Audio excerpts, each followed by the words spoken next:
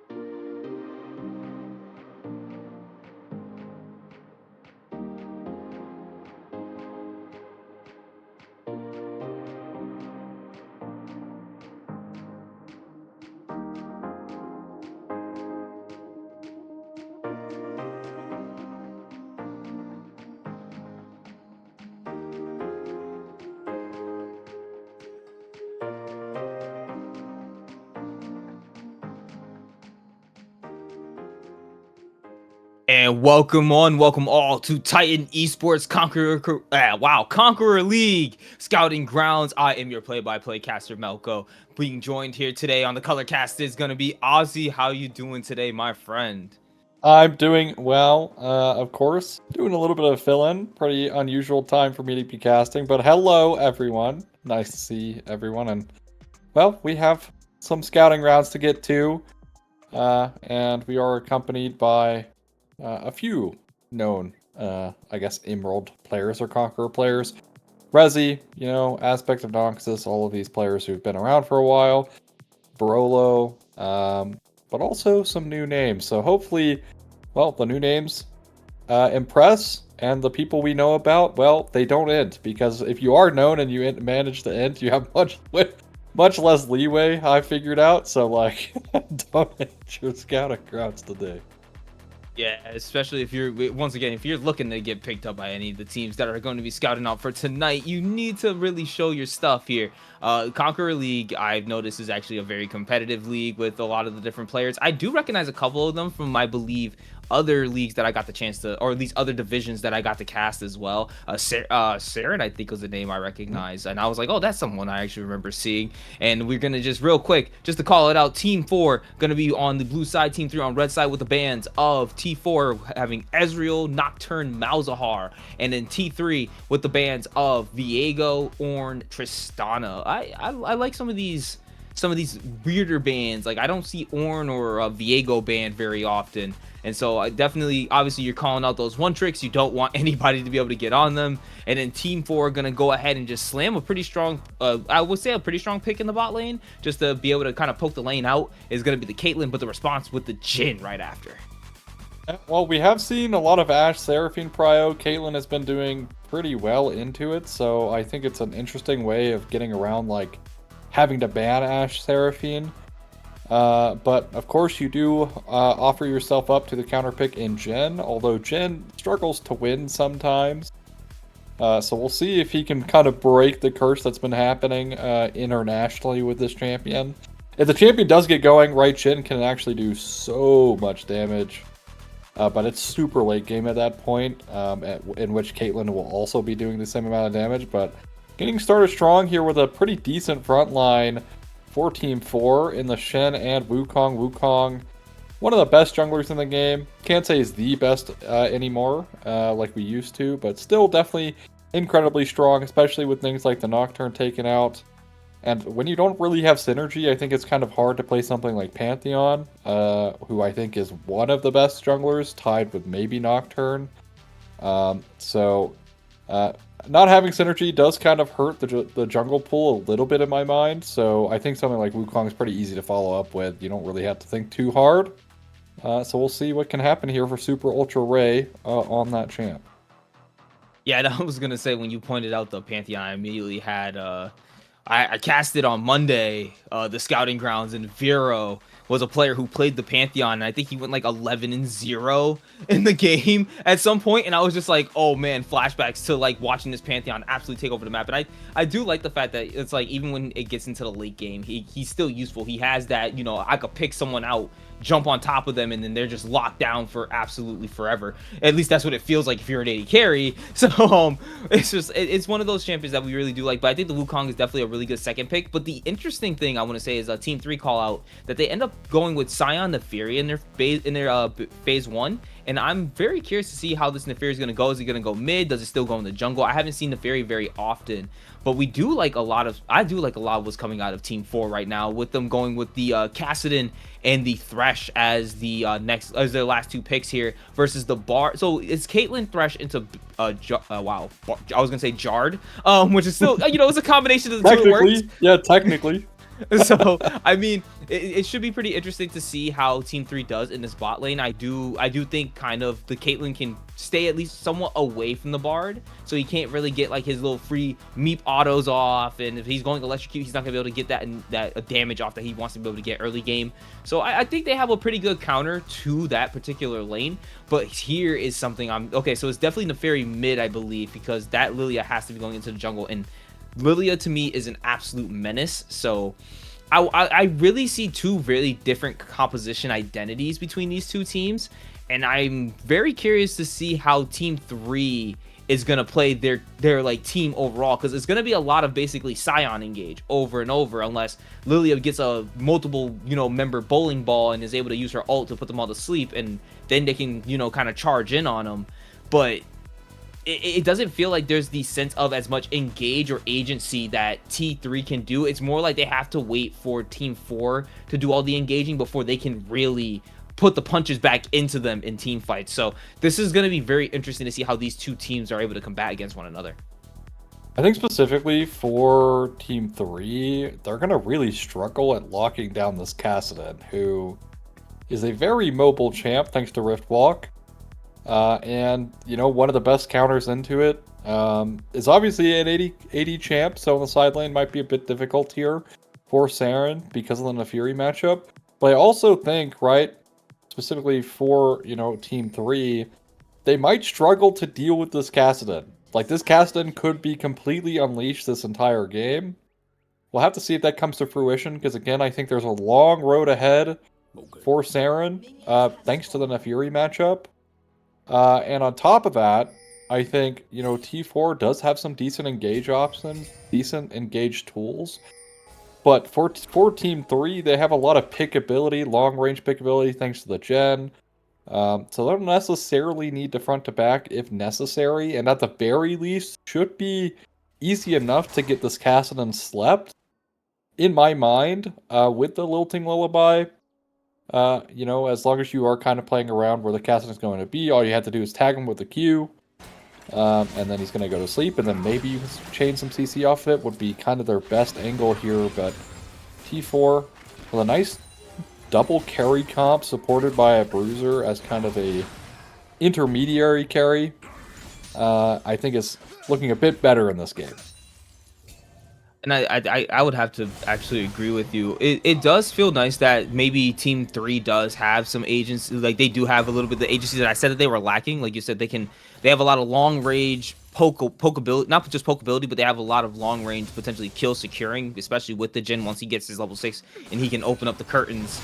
But I do still see the troubles for their composition. Like they either need this Jhin to really get ramped up as quickly as possible, or they need to mitigate as much of Saren as possible, so then the Kassadin doesn't turn up. Because I feel like nowadays it's like it feels like once Kassadin hits 11, it's so irritating to try to stop him. But we're gonna see a lot of the damage being traded back and forth between these 2, and yeah. So at least I know definitely, like at least in the level 3, like I think Neferi can beat it. But once he hits level 6, we might end up seeing a different turn between the 2. Yeah, specifically for Neferi, it's really important to hit your double Darken Daggers. So if you miss one, you lose out on a lot of damage, and you know, on top of that, a lot of sustain because it does heal you. So if you do manage to miss one, it can actually become quite difficult to actually trade into the Kassadin, especially post level 6. Because Kassadin can kind of play like the in and out game with an Fury, and we kind of see why the Shin into Scion is so annoying. A lot of that shield being chunked down. We might be looking at the potential kill here. Draws the sword in, getting the slow. Gonna keep chunking him with the auto attacks, and that's gonna be the first blood secured by Rogue up in the top side, as we're seeing a little bit of a fight bot lane. Flay into the hook. Gonna be able to get him from over the magical journey, but still safe to be able to go right back over the wall. Squirtle getting away, and we do have bees here looking for a potential gank, but they sniffed that out with the vision off of the river bush, so they won't be sticking around too long, and they get to safety. Nice little fight in the bot lane. Yeah, I'm actually kind of curious, as I don't know. Yeah, I was about to say the Lilia's still around, so not sure they actually want that hook to connect, but specifically, like, I think Pink Crown Eater had no reason using the 90 caliber net there. Should have just stayed there and auto-attacked. With lethal tempo, you just out DPS Jen. It's not even close. But opting to, like, position herself away just for, like, the additional headshot potential onto the bar just really didn't make a whole lot of sense to me. But regardless, still a decent trade. And, well, looking at decent trades on the top side, Team 4 getting it going early with the Shen counter pick into, well, I say counter pick, but in reality, just a good matchup here for the Shen.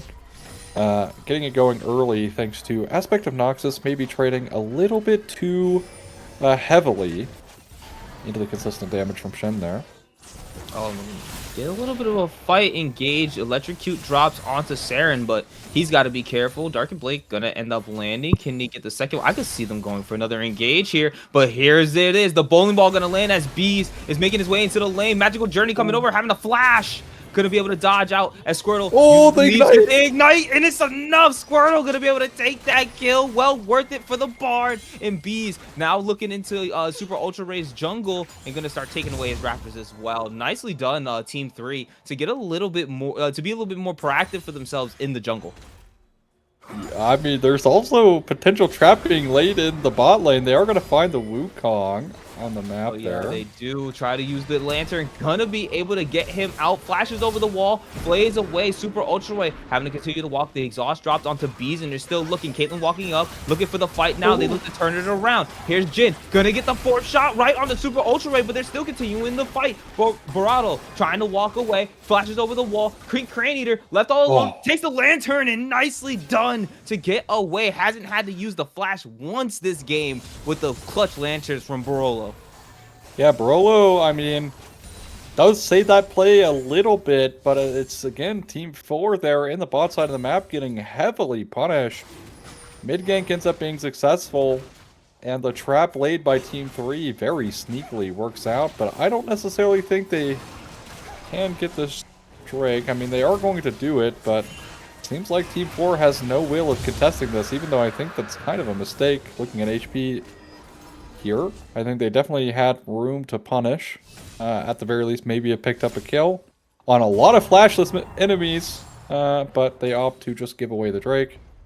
First Drake goes towards Team 3. Yeah, like that's why, and that's exactly why I was like, oh, this is gonna be a pretty fun team to watch be in the draft, because that it's like, what do they do to be able to get an advantage on a team that's gonna inevitably want to be getting into these consistent 5v5 fights, and versus a team that, wait a second, Epic going into Saren, gets the electrocute the drop. Dogs also dishing a lot of damage onto him as well. I really like watching this high tier League of Legends. As Barolo walking in, gonna land the hook, get the flay, looking for Saren to get a little bit of a follow-up, not gonna do so, dashes in, drops the ignite. Barolo trying to walk away, and is gonna be slain. The Lilia taking the kill on the enemy support. Something that Squirrel's been doing really well this game on the Bard has been able to rotate specifically around the mid lane here. Epic looking for it, but the Rift Rock forces the flash. Gonna just flash the OK.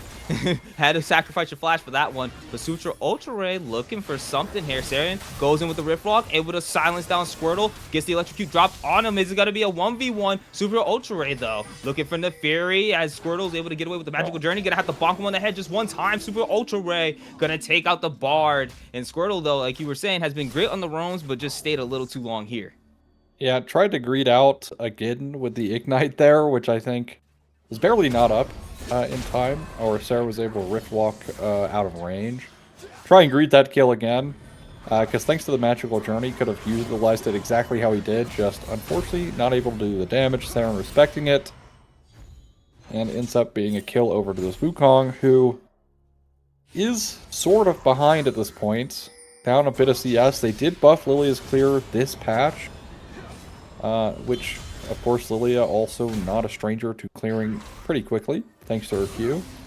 But now with her passive cap to monsters being raised per level, her clear speed just gets better and better and better as she gets those levels, so could become a problem. Magical Journey manages to find Bard over the wall. Gonna be put Drowsy. Stand United coming down. We now have a 4v4 even fight. Gonna be Barolo getting dropped, but Bees might not be able to get away either. Shutdown going over to Wukong. Cyclone gonna come through the W used by the Neferi to be able to dodge out on everything under there, but not invincible for long. Super Ultra Ray getting the double kill there. Headshot gonna land, and we're gonna see if they're gonna be able to get it. Might have been time to go back in, but the Squirtle gonna be able to take you down. You were about to be on fire, but not enough as the support secures the kill and turns that fight even. Yeah, I mean, this is a great, like, kind of back and forth play for both teams. It's really... Ooh, they're gonna nice sidestep and... but Squirtle. that wasn't smart. The heal ever so clutch. Pink Cran Eater trying to get that last auto attack, but not enough. Gonna be able to just walk it out. I like the aggressiveness there from the Bard. He's doing his best there. Yeah, I mean, hopefully he doesn't die. The Peacekeeper does, yeah, we'll get the reset off there, but specifically here, again, I feel like Pink Crown Eater is actually playing with a little bit too much reserve. Again, you don't want to end, and well, I think Aspect of Noxus should be able to walk this one off. We'll do so successfully. Out of mana though, and does have the teleport, so should be able to teleport himself back to lane or ult, either one, whichever one he wants to do, but again, I think Pink Crown Eater has been playing maybe this game a little bit too reserved. Would like to see him be a bit more aggressive, because again, low HP thresholds there, right? Like, you have barrier on top of that. Sometimes utilizing your summoner spells aggressively can end up giving you a lead, as now, well... Super Ultra Ray being found by 3 different members there, but Squirtle walking away as Neferi and Bees want to walk away as well. They do see the other 2 coming down. Saren over the wall, gonna have to rift walk. Might have to be a 1v3 with this Saren on the Kassadin, but gets rooted down by the Jhin. Brazilian gonna help the rest of his teammates walk away. That could have been a potential good engage for Team 4, but they were unfortunately not quick enough on it as the Scion ult gonna be used, dodged out by Rogue, and is gonna continue the fight as Aspect of Noxus trying to get a bit more damage onto him, giving him the thumbs up, still letting him know he's down in CS, but the matchup is still in his favor. Yeah, and we're actually going to see the Heartsteel come out, I think, here for Rogue, which I'm not a fan of. I think it should be Titanic, so not necessarily a fan. Regardless, we have potential gank brewing here in the bot side. B does have the Lilting Lullaby. Unfortunately, in the mid lane, Wukong not going to be nearly fast enough to catch the Neferi. Does save his mid laner, though, so that's a reward. I would say, with this Drake being up here, if you're Team 3, you'd really like to get this done right now, since Saren does not have teleport, and they are going to start it up. And I don't think they're going to be able to stall this out. It's either going to be force a fight or completely back off. Barolo, though, going to land the hook right on to right on to Bees, and it's going to end up being him taking the death to the death sentence. And here we go. Epic gonna fall as well. Team 4 starting to get the situation that they were looking for. This is the team fight that they needed. As Super Ultra Ray gonna chase down Resilient, that make them feel like an ADC. You're not getting away, and this Drake is gonna be secured by Team 4. Yeah, nice fight there overall here for Team 3. Stand United also utilized in that fight, so really well played. Might cost them their top tier 1 though, so gold still in favor of Team 3, regardless of how that play went. Honestly, wouldn't even be pressed if Aspect of Noxus died for this tower. Doesn't even need to. So, able to walk himself away.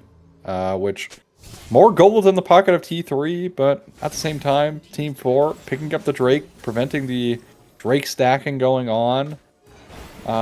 and winning out on that fight when you have a Kassadin that's currently scaling up in this game, Caitlyn who also scaling up herself, is definitely not the end of the world if you're Team 4. I think, and that's what they're playing to, is the fact that they do have that late game scalability, and once they do scale, it'll be a little bit easier for them to to be able to beat some of these extra fights. Like, we just need Kassadin to get to the point where he has his items. He doesn't even have a completed item yet. No Seraphs, no Rod of Ages, no anything. Basically, he just has the plated steel caps, trying to mitigate a lot of that Neferi damage. So I think for what we're looking at right now, I think honestly Team 4 is in a good spot for themselves, but Bees being on the awares here, knowing that there is no ward, walking up, and Rogue is on the wrong side of the map. He's not gonna be able to get away. Routing Lullaby not gonna come out. The stun die. Oh yeah, they're never gonna need to use the Lilia. Oh, if you got the Eternal CC coming in, but here's Super Ultra Way now coming in to back up his top laner. They're gonna be able to secure the kill, but I believe it's the Cyclone that should be coming out here now, and yes it does, but it's not enough to get the fight as the damage keeps coming. Now double kill going to Noxus. I mean, I see what Super Ultra Ray is trying to go, but the Cyclone actually wasn't up in time to try and bail out Rogue. Like, they try to time that pretty well. But again, time is not on their side. Thanks to the Cyclone CD, they're just barely not being up, and Barola will miss the flay onto Resilient there in the bot lane. But again, Team 4, in my mind, they kind of just need to chill, right? You do have a lot of strength in this Wukong, which was now just given over to the Scion in top lane. Like I said, I really don't like the Heartsteel purchase here for Rogue. I think it's a totally bait item on Shen. I think Titanic Hydra is just always your best purchase into building real tank items behind it. But we'll see if it comes into play. We'll see. You know, I will never say that too much health is a bad thing, but again, if it's an item for someone like Shen, I know that you want to also have that ability to, like, wave clear on the side lane and be able to keep pushing, and that's why the Titanic is pretty important for that. But I'll see how it works out. Because right now Shen unfortunately is now on the back foot in this lane. Lost tower, down about 30 CS, and is down a kill. Right now you're not feeling pretty good about that, and the Scion's only gonna just do the same thing that he's doing, get tankier. But we got two different fights going off, and the Death Sticks lands on the Squirtle. Pink Cranny, they're gonna be able to secure that kill, and now they're continuing the chase. Resilient and Bees allows their support just to go down, and that's gonna be the end of it. A kill secured by Team 4. Oh, this Thresh is absolutely sick on these kills. He's landing a lot of these hooks, and they're gonna need that, like, later on in these fights. They're gonna really need the Thresh to stay clean and be able to keep landing these insane hooks and flays, because without that, they might not potentially win certain fights without picking off at least Jhin or someone else, especially Lilia. That once she gets like too much movement speed, you never catch her anymore with any of your CC. So you got to get that early on, and Jhin with the sidestep able to go ahead and dodge it, but so does Caitlyn, Pink Craneater, and Resilient really showing their stuff here. I don't like how, like you said, the Caitlyn wasn't as aggressive as we would want to see into this matchup, but I think Resilient actually is a decent Jhin player. If I have casted them before, I definitely seen them on Jhin once before, and they were something else to be against. But now Bees being found by the enemy jungler, gonna get the Cyclone to hit double twice, and is that gonna be able to hit? No, it's gonna be the over the top from the bar to be able to help Lilia live a little bit longer, but Saren secures that kill off on the back end. Now trying to get away, uses the magical, uses the Riftwalk to go over, while the magical journey gonna be able to follow him both. They waited the whip tailed off on the top side, and they're still winning the fight. Here's Saren, the Kassadin, looking like he's online in Super Ultra Way, able to secure that kill using the Rift Tail, and is gonna be able to get the double kill off in the bot laners on T3. Once again, bringing the gold lead back and winning another fight. Yeah, looking like they're still fighting Scion here, as well as he is running away. Oh, he's not gonna be able to get away. Death Sentence ends up landing, gonna get the flay, knock him up, flash into the turret, but I think Saren's feeling pretty brave. Gonna push the wave in, try to get this Rift. Oh, the Rift was actually not gonna crash into it. I think he crashed into something else earlier. We couldn't see. I didn't see what he ended up doing with it, but other than killing the two bot laners. But now trying to get away is Saren. Bees just gonna intimidate him to Rift walk over the wall and stall that back for him. Yeah, but again, it's a positive play for Team 4, despite them going to lose this dragon because they waited forever to base. They might even still try to play this. Cyclone not on It's cooldown. Super Ultra Raid, though, is still healthy enough to be able to go in here, use the clone, able to Oh. secure it with 27 HP left, and they're gonna take the Jin's life, but Epic of Tails gonna be jumping on top of Caitlyn, Grand Eater trying to get away, slowly kiting. Super Ultra Raid gonna be able to kill the Lilia off on the box side, while the double kill for Pink Grand Eater, that was nothing that the Fury could do. Tried their best, but Pink Grand Eater with the Stand United was able to keep themselves alive for a long enough time to be able to stall the Neferi out of all his cooldowns and kill her off there. Team 4 now starting to look like the machine that they drafted, and it's starting to get real good for them. Yeah, I mean, another big issue, right, is kind of the pain point of Jhin. You don't really have great objective damage. Sure, Lilia does, but your Neferi also does not. And it just allows Super Ultra Ray to just get in, steal it away, and steal is an understatement. Committed an absolute robbery there, and it's also a fight win again for Team 4, as I think Team 3 are starting to lose more and more in this game, because the longer it goes on, the more I'm favoring Team 4. Rogue kind of showcasing the strength of Shen in the side lane. Of course, that is a Neferi, so the Neferi's probably never winning that matchup. Resilient will miss the Deadly Flourish. And not going to be able to snare down Kassadin, but we do have Squirtle coming down. Potential dive could be happening in the bot lane, but now Barolo up here to try to help a play happen up in the top side with this Shen. Able to land the death sentence, gonna get the hook, taunted up, Epic of Tails walking away, and that's gonna be a kill secured off on the top side, while the bot turret gonna be slain, but Saren trying to get away, CC'd up, gonna be a traded kill, and a shutdown given over to the Jhin off on the bot side. Yeah, really interestingly, everyone is overloading this top side for Team 4, and I don't actually understand the reasoning behind it. It's a top tier 1. Like, you're gonna get it anyways. You see everyone bot. As now... King Lullaby gonna drop, Cyclone being used defensively to keep the Lilia away, trying to take down Super Ultra Ray. Second charge gonna be the shutdown as Bees takes down Super Ultra Ray. Now Barolo all alone trying to defend himself against the Lilia. Can the Thresh do it? Might not be able to. Drops the exhaust. Lilia's gonna be still looking for the chase, but Thresh landing the deadly sentence, and it's gonna be the Thresh. The support takes out the jungler. Barolo secures that kill. The 1v1 there of the century. I mean, Peas is playing it pretty well, but unfortunately, it only takes one death sentence. But as I was talking about, right, like Team 4 getting the much worse end of those trades, even losing them their mid tier 1 on top of that. Team 4 with some interesting macro, and now Oh, Deadly Flourish gonna miss Saren though. Slowed up, using the Riftwall, trying to get away. Curtain's gonna open. First bullet lands. Epic Folktale's gonna be able to take down Saren. But now we do see T4 looking to try to continue the chase. Oh. That's gonna be the I think you're forgetting the what the name of the Tempered Fate. Tempered Fate, thank you. The Tempered Fate gonna land onto Super Ultra Ray, gonna stop his advance, and that's gonna be the end of that. Nice secure kill onto Kassadin, and this is what's kind of keeping Team 3 in this game, is these constant random little pick-off kills that they end up finding in side lanes or right before team fights. And that's what's generally kept the game even, but still Team 4 keeping up. And we do have this fight of Aspect and Rogue going up against each other right now.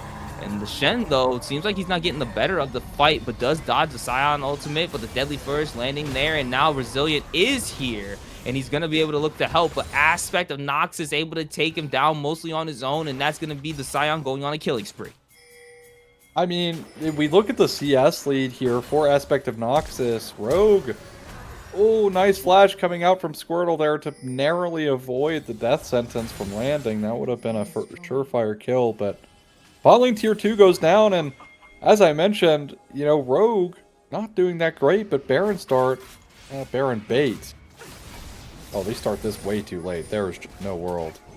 No, so Is yeah, Resi doing the chickens? I think What is he doing? Why'd they stop? They're looking for it. They should keep just hitting it at this point. There is no one to compete. But now, Super Ultra Ray gonna go in, uses the Cyclone, able to knock up a couple of the members, uses the second charge to be able to get 3 more. Gonna have the death sentence, not gonna land on anybody until now. And Aspect of Noxus is looking for it, but B's gonna be able to take out Super Ultra Ray. That's the loss of the T4 jungler in a fight in the sense for Team 3, but it's just gonna be Saren and Pink Cran Eater gonna be able to get a little bit more damage off on the top side as Epic Folktales is trying to walk away from the Shen, but not gonna be able to do so. Rogue gonna be able to take that kill as Saren's continuing to chase down the Scion, chipping down on him, but this tank is not gonna be able to be shredded down by the AP damage. Rogue trying to get Jhin, and Jhin putting down so much damage, gonna open the curtains, missing the first, missing the second, not able to get the third, cancel the ult, no need for the fourth. Deadly Flourish not gonna land, forces the flash out of Cassin. That extended fight after that Baron, I'm not sure how I feel about that one. We still got 2k up for Team 3. Yeah, Team 4 now looking at the Dragon here. Does end up being a fight win for them.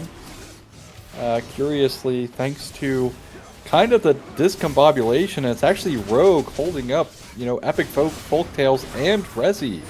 Right, instead of trying to get around the Shen, they opt to fight him and lost it 1v2. Which is not ideal. Also, Resilient opting for Rapid Fire Cannon as a second item this game could have actually played a big difference, because you look at Pink Crown Eater's items, he's at a much better state in his itemization so far. Whereas Resilient, playing it safe with a Rapid Fire Cannon, doing much less damage than the Caitlyn, could play a big part into why they lost that fight. Yeah, Caitlyn already going straight for the armor pen. She knows that she has that really tanky target that she has to shred through with the Scion. But then also shredding the armor of some of these squishier targets makes it a lot easier for them. Barolo gonna land the death sentence onto Squirtle, but not gonna be able to get anything else. No one of the rest of his team is around, and I don't think you want to use the Stand United on a Thresh that just initiated a fight 1v3. So even though it's not up, I don't think Rogue would want to waste it on him there. So that could have been potentially a death there if he wasn't just out of range and didn't get hit by the bowling ball. So we're right back to where we were in an even state, where the third Ocean Drake ended up actually going over to Team 4. So they're sitting on Soul Point, and the Baron is now being pinged by the two teams. We do see 2 members down bot side, 3 actually. So this is the perfect time to go ahead and take the Baron. I mean, yeah, we get Castle to level up before he goes down. Yep, and he might actually be able to even take a kill if he can get this. It's gonna be fourth shot gonna be able to land as Resilient takes the kill onto Saren. Now 2 members. Saren is gonna be both Bees and Aspect so now. Much damage. Yeah, and this is also with the Baron debuff, it's gonna cause a lot more damage to be used, and that's gonna be the Scion ulti dropping. Ulti Lullaby gonna land on the Caitlyn, but they're gonna be able to get the kill on the and the Stand United being used, able to keep the Caitlyn alive once again as Epic Folktale tried to jump on top of Brazilian, gonna go on the killing spree as they take out the Caitlyn, and they're continuing the chase. Barolo barely able to walk away as the Jhin trying to get a little bit more. Aspect chasing up the Thresh, and it's gonna be the next kill of that extended fight. They do get the Baron, but at what cost? As we do see Bees ends up leaving the game, and they're continuing the chase here. So, and that's only going to be 3 members getting away with their Baron buffs. Barolo, though, might not have his for much longer if Scion has his way. There's no shot he's about to get out. He can't. No, he does have Super Ultra Ray here, though. Squirtle nice trying to get the little bit of damage. Doesn't end up landing the death sentence. That could be the end of him as Resilient goes on a rampage, taking out the Thresh. He bought a lot of time, though. So even though it's Team 3 winning the fight, like, there's 2. Okay. Oh, wait, why will you initiate that fight? Rogue, you must feel pretty confident. Super Ultra Ray said, let's do it, let's go in. But he doesn't have the Cyclone, so he can't do this fight. The Temper Fake gonna land on the 2 members, able to stall a little bit more time as shutdowns Rogue goes over to Resilient, but Pink Cran Eater gets Squirtle in return as Epic Folktale barely gets away with his life. Resilient trying to do so. Super Ultra Ray gonna end up taking it in revenge. An Aspect of Noxus now continually being chased down. Super Ultra Ray just beating him with the red buff, continuous slow. Not gonna be able to get away. Pink Cran Eater now taking him down with some of these headshots, and that's another kill over to the Wukong. The fighting went on for so long they couldn't pause for B to reconnect. He reconnected on his own. Oh my god, what an extended fight. And speaking of extended fights, you know what soul is best for that? Ocean Soul. Ocean Soul is one of the best Drakes in general when fights get super extended or, you know, you're kind of taking like chip damage. And, well, we have it this game here. Team 4 threatening it in 1 minute. Yeah, they lost a lot of their purple crest. As no Squirtle narrowly avoids that one. They weren't But able to make anything happen with that Baron, Yep. but at the very least, Team 3 didn't get it for themselves. And then also, again, they were also able to secure the Drake off of this, but the Deadly Flare is going to land on the Barolo, uses the ultimate to try to get them away. The box going to deter them from stepping forward anymore. Nice defensive ultimate to keep himself alive. Barolo's going to have to back here. They're definitely going to need this agency. Drake is starting up in 30 seconds. He needs to get back here quick. yeah, should be able to walk out, and also some space bought by Team 4 that Team 3 is going to have to try and get themselves into position, as Saren teleporting to the top side of the map. Maybe looking for a potential flank from behind, but they don't realize that Aspect of Noxus might have just seen them over the wall. All right, here we go. That's going to be Super Ultra Ray rooted, looking to try to get in the middle. Saren going in the middle of them. Temper Fate going to land onto multiple members. Stand United used onto Saren, but it's not going to be able to get him out alive. And the Shen not able to get into the fight from there is going to leave them all alone. And now he's pushing in, trying to be able to deter them from getting any more GA. Not popped, actually, from Super Ultra Ray. Gets away with the clone as Aspect of Nox is surrounded by 4 different members. Gonna be able to stun 2 of them as Bees takes out Rogue off on the bot side. Now 3 members left on the side of Team 4, and they're continuing the chase. Squirtle trying to get him, but Pre-Granny, they're gonna be able to take them down as Bees uses the Zanyas to go gold and deter any more damage as the double kill goes over to the Caitlyn, but the Caitlyn being taken now is gonna be the rest of the fight is definitely going over to Team 3's way. He gets the Deadly Furs, able to land the root onto Super Ultra Ray, uses the clone to try to beat down Resilient, but now here's the GA pop. Gonna go to put one of the traps down, able to knock him up. Resilient, you're gonna need to come back. Gets the Deadly Flourish, and Resilient back on a killing spree on 1 fight for the side of Team 3. Yeah, I mean, look how close this fight was. If Saren just doesn't completely ship himself under tower for no reason, 1v5, it's a Team 4 victory easily. But now it's Saren in a 1v2 at this dragon. Of course, you're not outsmiting 4-shot. What can he get done? Yeah, he's gonna still try to attempt it anyways, and yep, there we go. Gonna actually get rooted down, and they don't want to look for the fight anymore, but Saren is, as he does have Rogue coming down off the flank onto Squirtle. Gonna keep chopping down that Aspect of Noxus. Might want to look for the squishier target first, though. They jump on top of him, follows him through the magical dirty, uses the heal, but Squirtle gonna be taken down as Saren takes him out, and now they're continuing the fight. Not able to get Resilient, though. He was so close, but this time it's gonna be Resilient walking away from the castle as he takes him down, goes on a rampage. Yeah, usually we actually see the Muramana build coming out of Castan nowadays, which gives you so much added damage. But it's actually the Malignance here, 3rd, which, yes, does lower your Riftwalk CD. We gotta hit those. Gotta hit those for sure. That would have been a great confidence booster for Team 3 to hit that one, and that would have been a quick kill, I would say, on the Lilia at least. So now we're on to 4 minutes before the next Drake, 30 seconds just about before this next Baron, and I could see Team 3 now trying to actually force a fight around this. It feels like even though Team 4 does have, again, that late game advantage, they're kind of playing from the back foot, as we do see Rogue getting caught out here and gonna get knocked out by the Scion as they continue to go in. Barolo trying to come in from behind with Super Ultra Ray. Flash Death Sentence not gonna be able to hit. Resilient gets another kill. He goes unstoppable. Temper Fate gonna land on the 2 members in the, or 1 member in the clone, as it's gonna be Thresh trying to walk away. The box being dropped, trying to get him away from him, but Aspect of Noxus is gonna be able to take out the enemy support. Caitlyn with no protection is now being jumped on as the Wukong gets dropped, and the Fury gonna be able to secure that, or B's gonna be able to secure that kill onto the Caitlyn as Saren stands alone for the side of Team 3. Lilting Lullaby gonna land. Riftwalk might not be able to save you. Knockup goes in, and Lilia's continuing the chase. Instead of getting the Baron, they're looking for the kill. They want to be able to take him down, but B says, I'm going down. Unfortunately, guys, Saren able to take that kill, and now Squirtle looking for him, but not gonna be able to get him. Rift walks into safety as Aspect of Noxus goes to this bot lane and is looking to take down this tier 3. So the biggest part for Team 4 and why they're struggling so much is every single fight they've had, it's down a member. Someone is picked out or someone is not there in time. Saren kind of been the biggest proponent of getting picked this game, unfortunately, on that Kassadin, right? This time it was Rogue in the top lane getting initially picked out, and by the time Team 4 gets there, well, they have no Kassadin either, so they're playing a 3v5. And it's disaster. Team 4 all over the place in terms of respecting their vision line, not getting picked out. And they're struggling now in what, to be honest, they really shouldn't be. They really should be starting to come into their own in this game.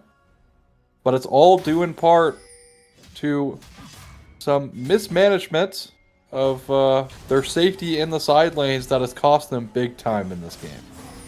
And it's unfortunate that you see that, because we saw where they, even though they were slightly behind, they were constantly still getting the kill advantage on to Team 3.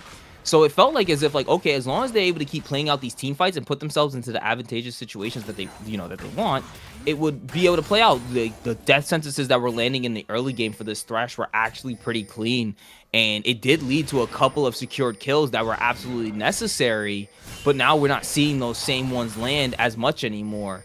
And instead, it's a lot more of these crucial tempered fates and the lulting lullabies that end up being used by the Lilia that is catching out crucial members. And once Thresh is not there for the protection, once the Stand United is used, it feels as if there's nothing else they can do. But Rogue now, looking in the face of 3 different members, gets knocked up by the Scion. They're looking for a little bit more, but we do have the rest of Team 3 looking to be able to pincer in on them. But they do catch out the Wukong, having to get stopped now as he's chunked down to about 2/3 of his HP. So they have to be careful.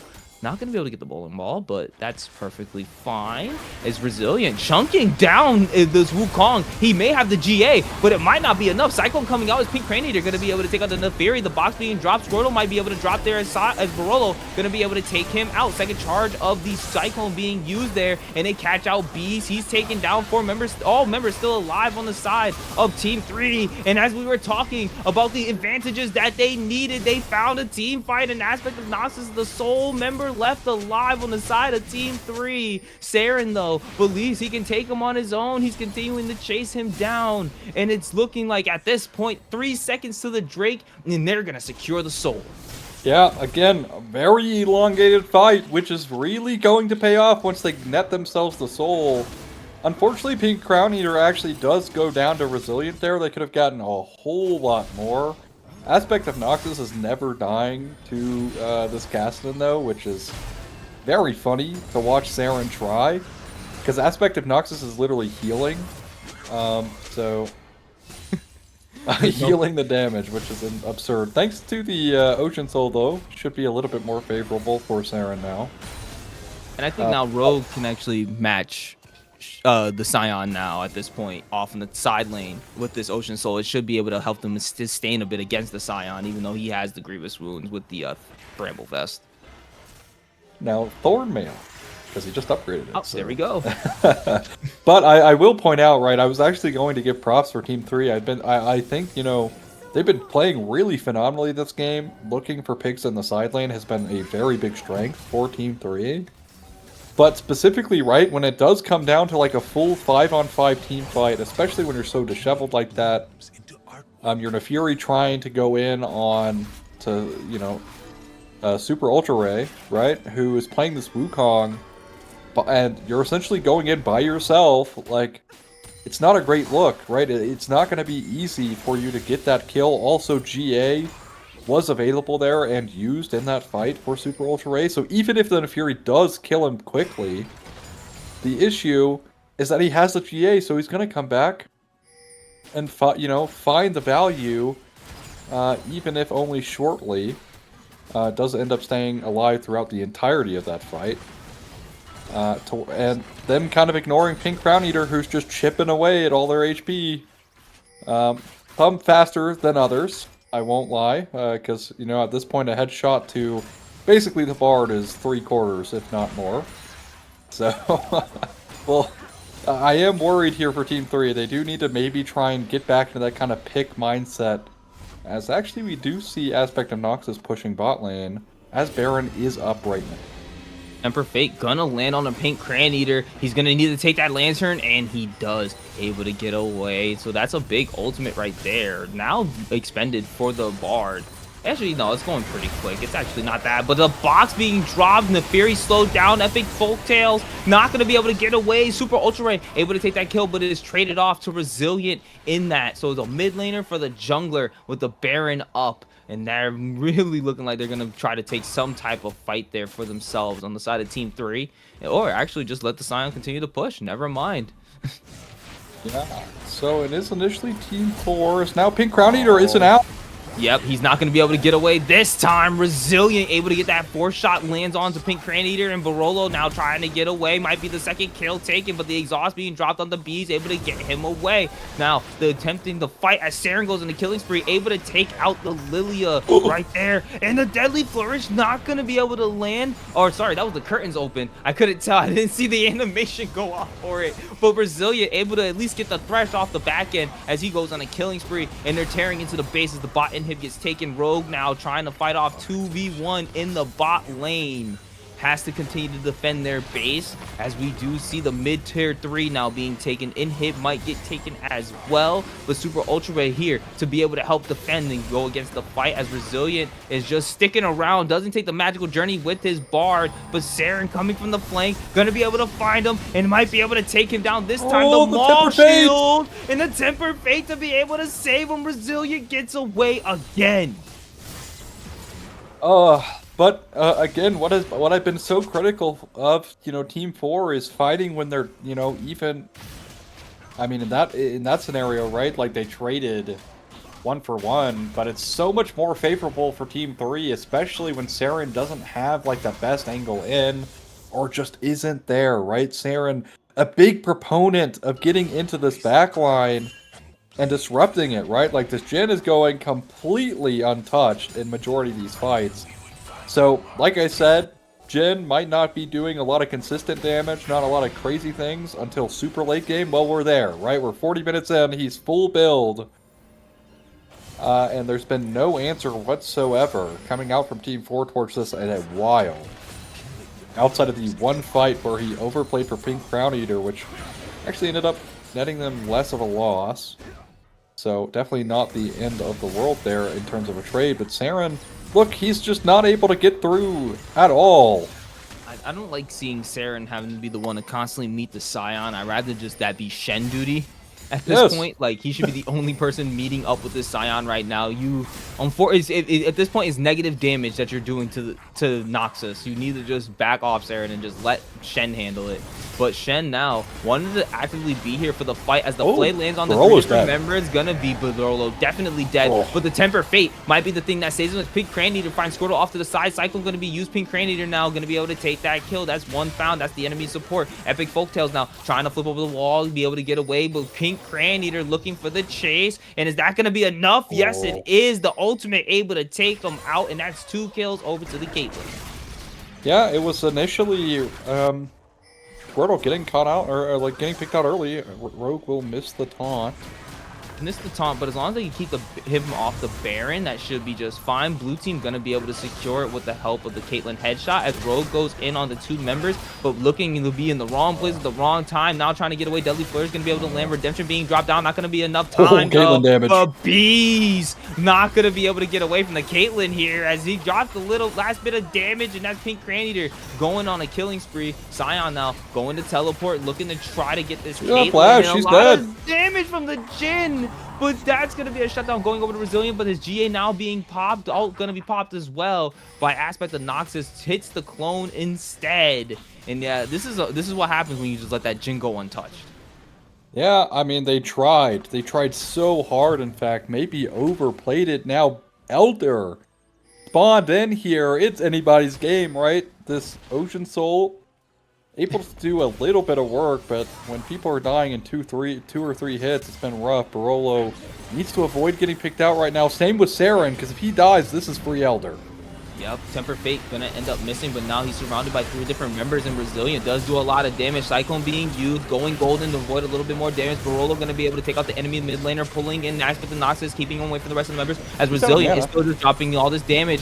Gonna be Aspect of Noxus now dropping to Super Ultra Ray, but that's the Stand United also used by the Shen, but he dies too quickly, getting Squirtle there and going on a rampage as he gets him, but that's gonna be the Jhin taking over once again as he takes down the Cassidon. Barolo, the last member alive here in the middle of the fight, as Rogue ends up showing up at the very end. He walks him through. Now he's trying to go ahead and wait. What's going on?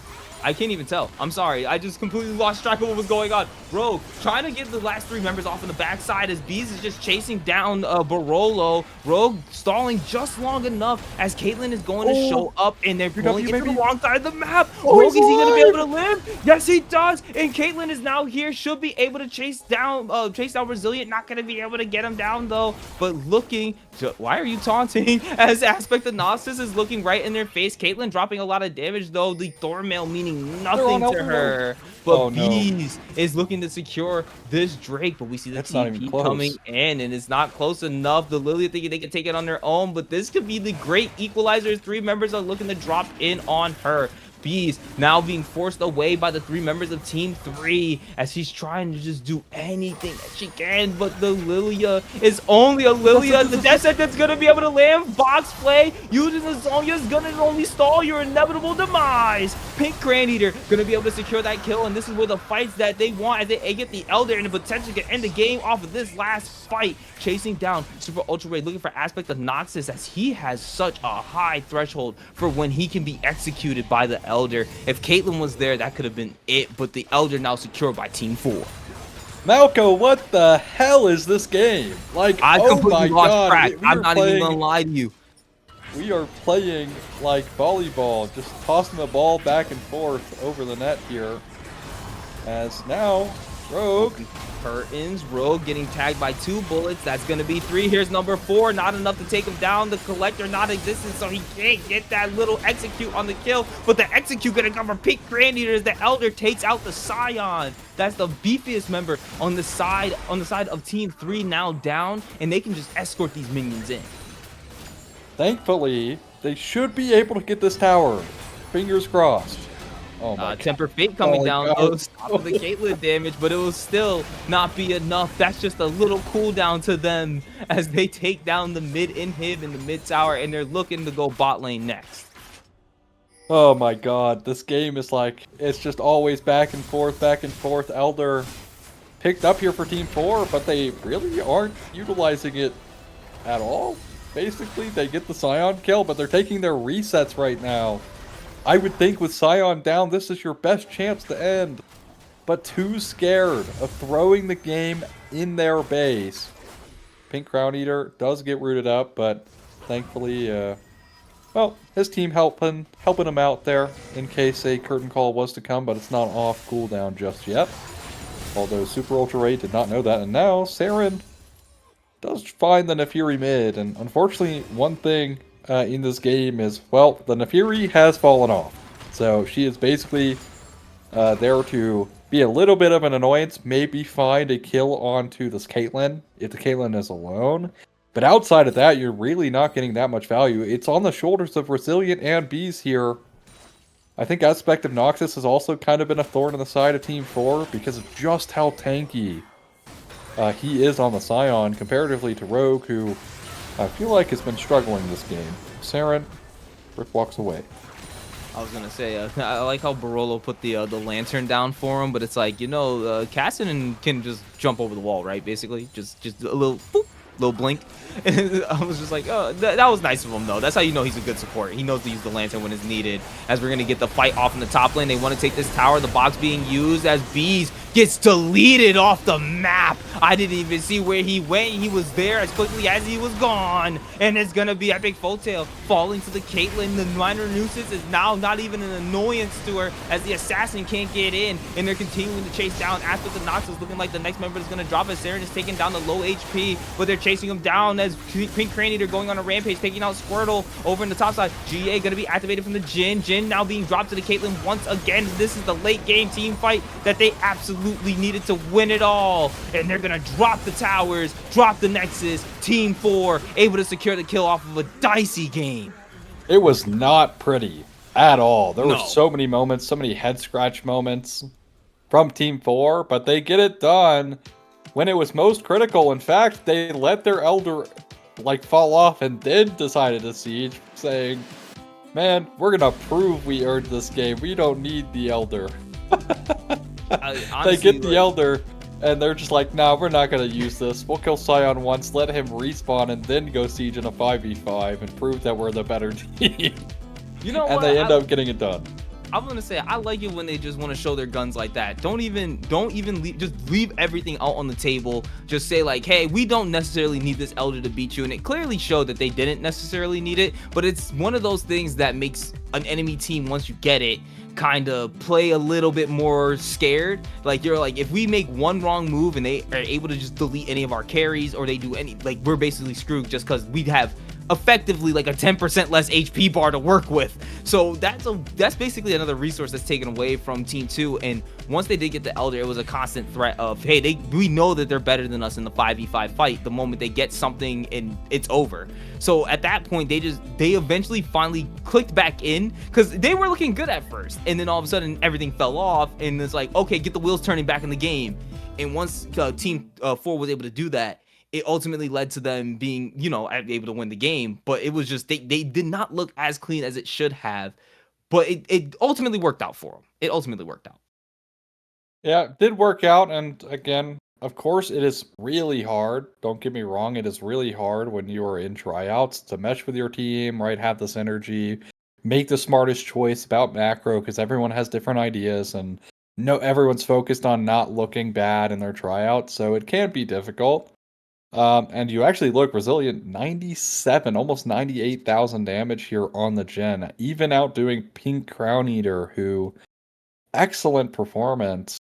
But unfortunately, like, this Nefiri really fell off a cliff, which is not fault of realistically the player. It's just Nefiri, right? They needed to end around that 30-minute mark. At worst, like, that should have been like at worst when they needed to end, and the longer the game goes on, the harder it is for this Nefiri to get any value. So essentially, you're facing a 4v5 no matter what. And eventually, Team 4 did click into place. It took them a while, but they did get there.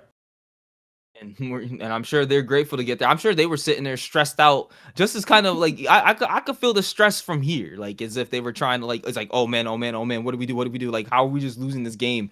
And again, they just weren't getting, it was a lot on the fact that Team 3 was able to play pretty decently well around their advantage, which was getting a lot of these picks off in the side lane or catching someone out, or when Saren would jump in randomly, they're like, okay, capitalize on that. I think that Team 3, I believe, is the journey that we're going to be following tonight during these scouting grounds. So you guys will get to see a lot more of Resilient and these other guys here.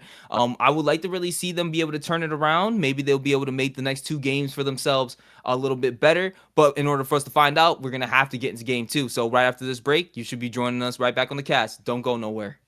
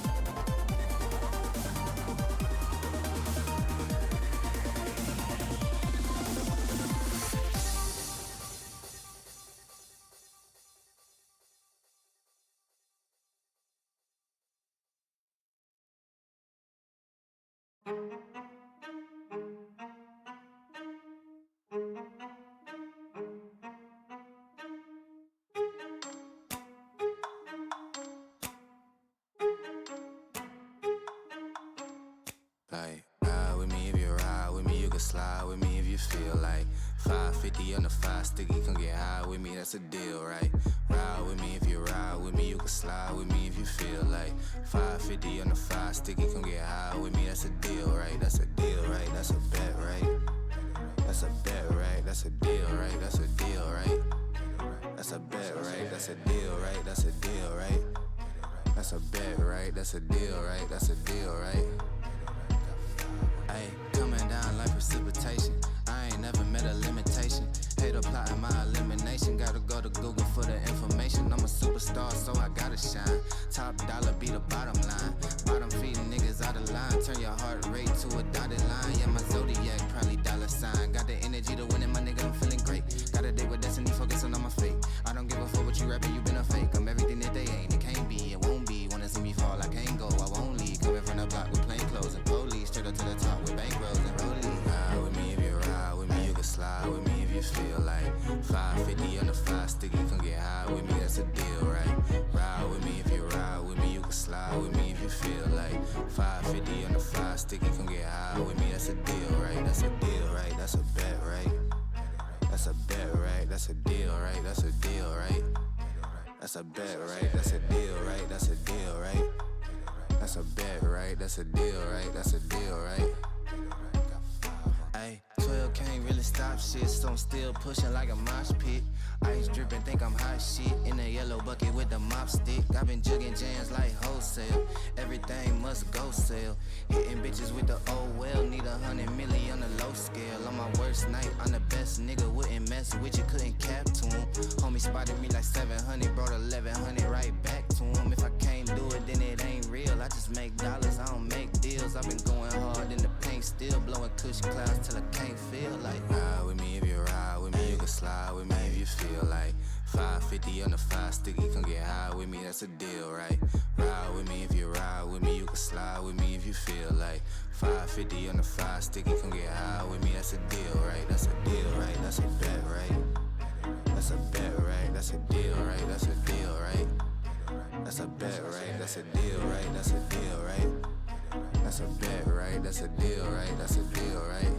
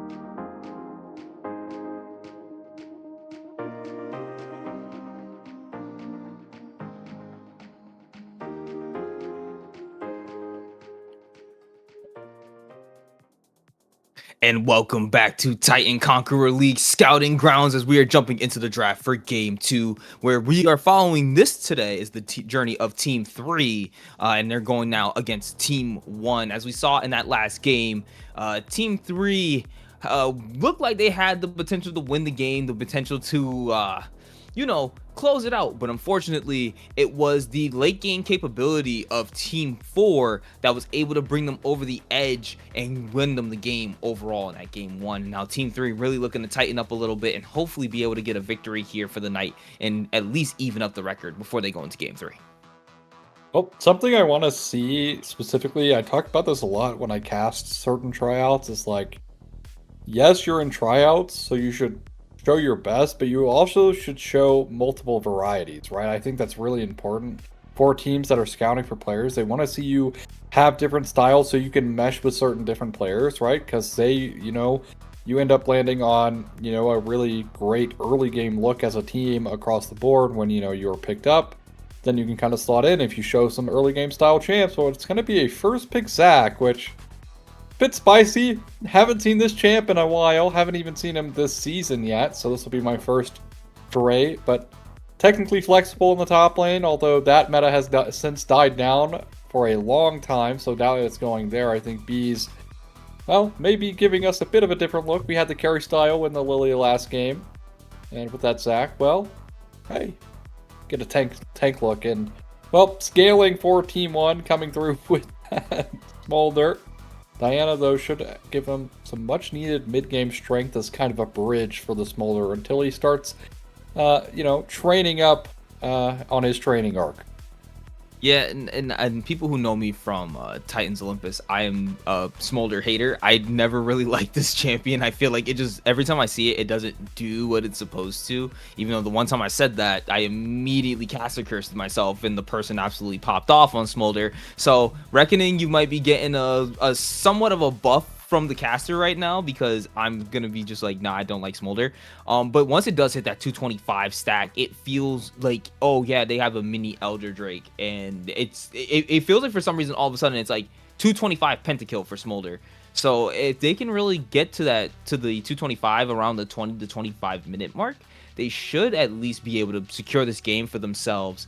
I do really like what's coming out here though, a bit of wombo combo that you have. And it's with the Lilia, Zac, Nico, Zac, and the Varus here. So that's going to be pretty interesting when you put all those ultimates together. It's so much lockdown in CZ. So I'm really going to be curious how Team 3 plays, because it looks like they're looking at a little bit more team fighting this time around in comparison to what they were playing in their last game. Yeah, I mean, so they have a lot of good pick tools into the Smolder. We'll talk about that pick in just a second, but the Poppy can shut down the backline access and disruption that the Zac can provide very easily. Steadfast Presence is great ability for utilizing that. Also, if Nico tries to proto-belt in it, will also end up grounding herself, meaning she can't flash. So those are a lot of things that we're going to have to keep a lookout on in these team fights. Is the Steadfast usage coming out could be vital for Team 1. But to talk a bit about the TF, well, he gets the gold cheat. He cheats a lot of gold for himself, thanks to his passive. We're actually getting a Riven top lane here, which is very spicy. We'll see if it works out into the Mordekaiser. If you're picking Riven, that means you must have the confidence to believe that you're going to win that lane. Like you have to, especially the way that it was just like it is slammed against the Mordekaiser here. I'm not sure how well that matchup actually does into one another, but really, this is going to be a really fun. I'm actually looking at the top lanes this time around, because there's probably going to be a lot more fighting going on, especially with how easy it is for Riven to just consistently engage, just use a couple Qs, get in your face, stun you, auto you, back off again. It's so annoying. She can constantly go in and out, weaving and trading, manaless, low cooldowns. There's gonna be a fun time for Mordekaiser up in this top lane. I'm scared, as you said, that you pointed out, the Poppy can definitely stop a lot of the engagement that can come from the side.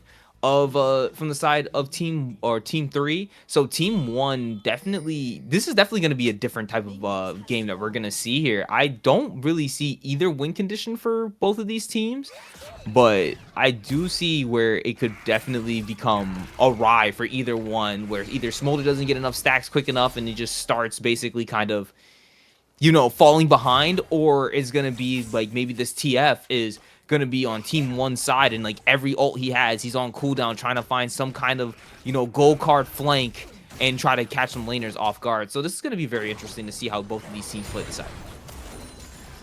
I will say it is E-start here for Squirtle, and I don't necessarily like it as much. You don't get as much lane shove, but already trading in the top side, Infinite Chicken.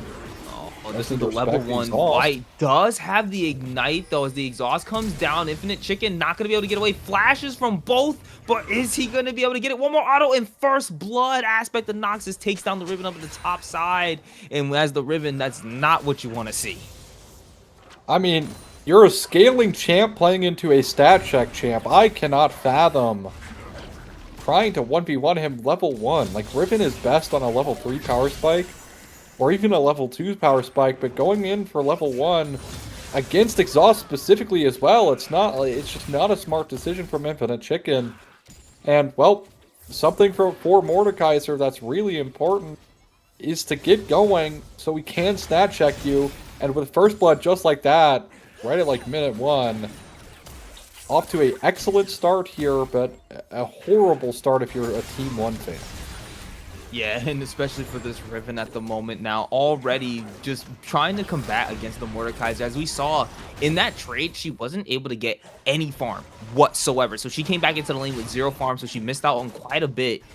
Yes, he is now up, but overall, it's just going to end up being this experience advantage that the aspect of Noxus is going to have on this Mordekaiser. And as you were saying, as a stat check champion, the more levels they gain, the harder it is to go up against them. Oh, this is the TP actually from the Varus, which I'm interested to see that. But now we do have Payaso coming up as Infinite Chicken's taken down to very low HP, but this is going to be the walk-in from Payaso.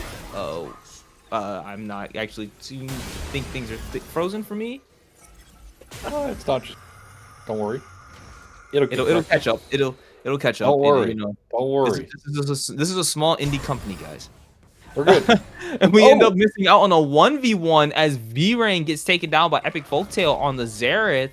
So that's actually okay. So we're already seeing 3 kills taken down as 1 was given over, because we did end up unfortunately seeing Aspect of Noxus. We didn't get to see it, but Aspect of Noxus ended up dropping, but does take Riven out right before dropping there too. So the still ahead 2-1-0 for the Mordekaiser, and 1-0-0 for this Xerath. Team 3 definitely looking a lot better than game 1 in this particular aspect here.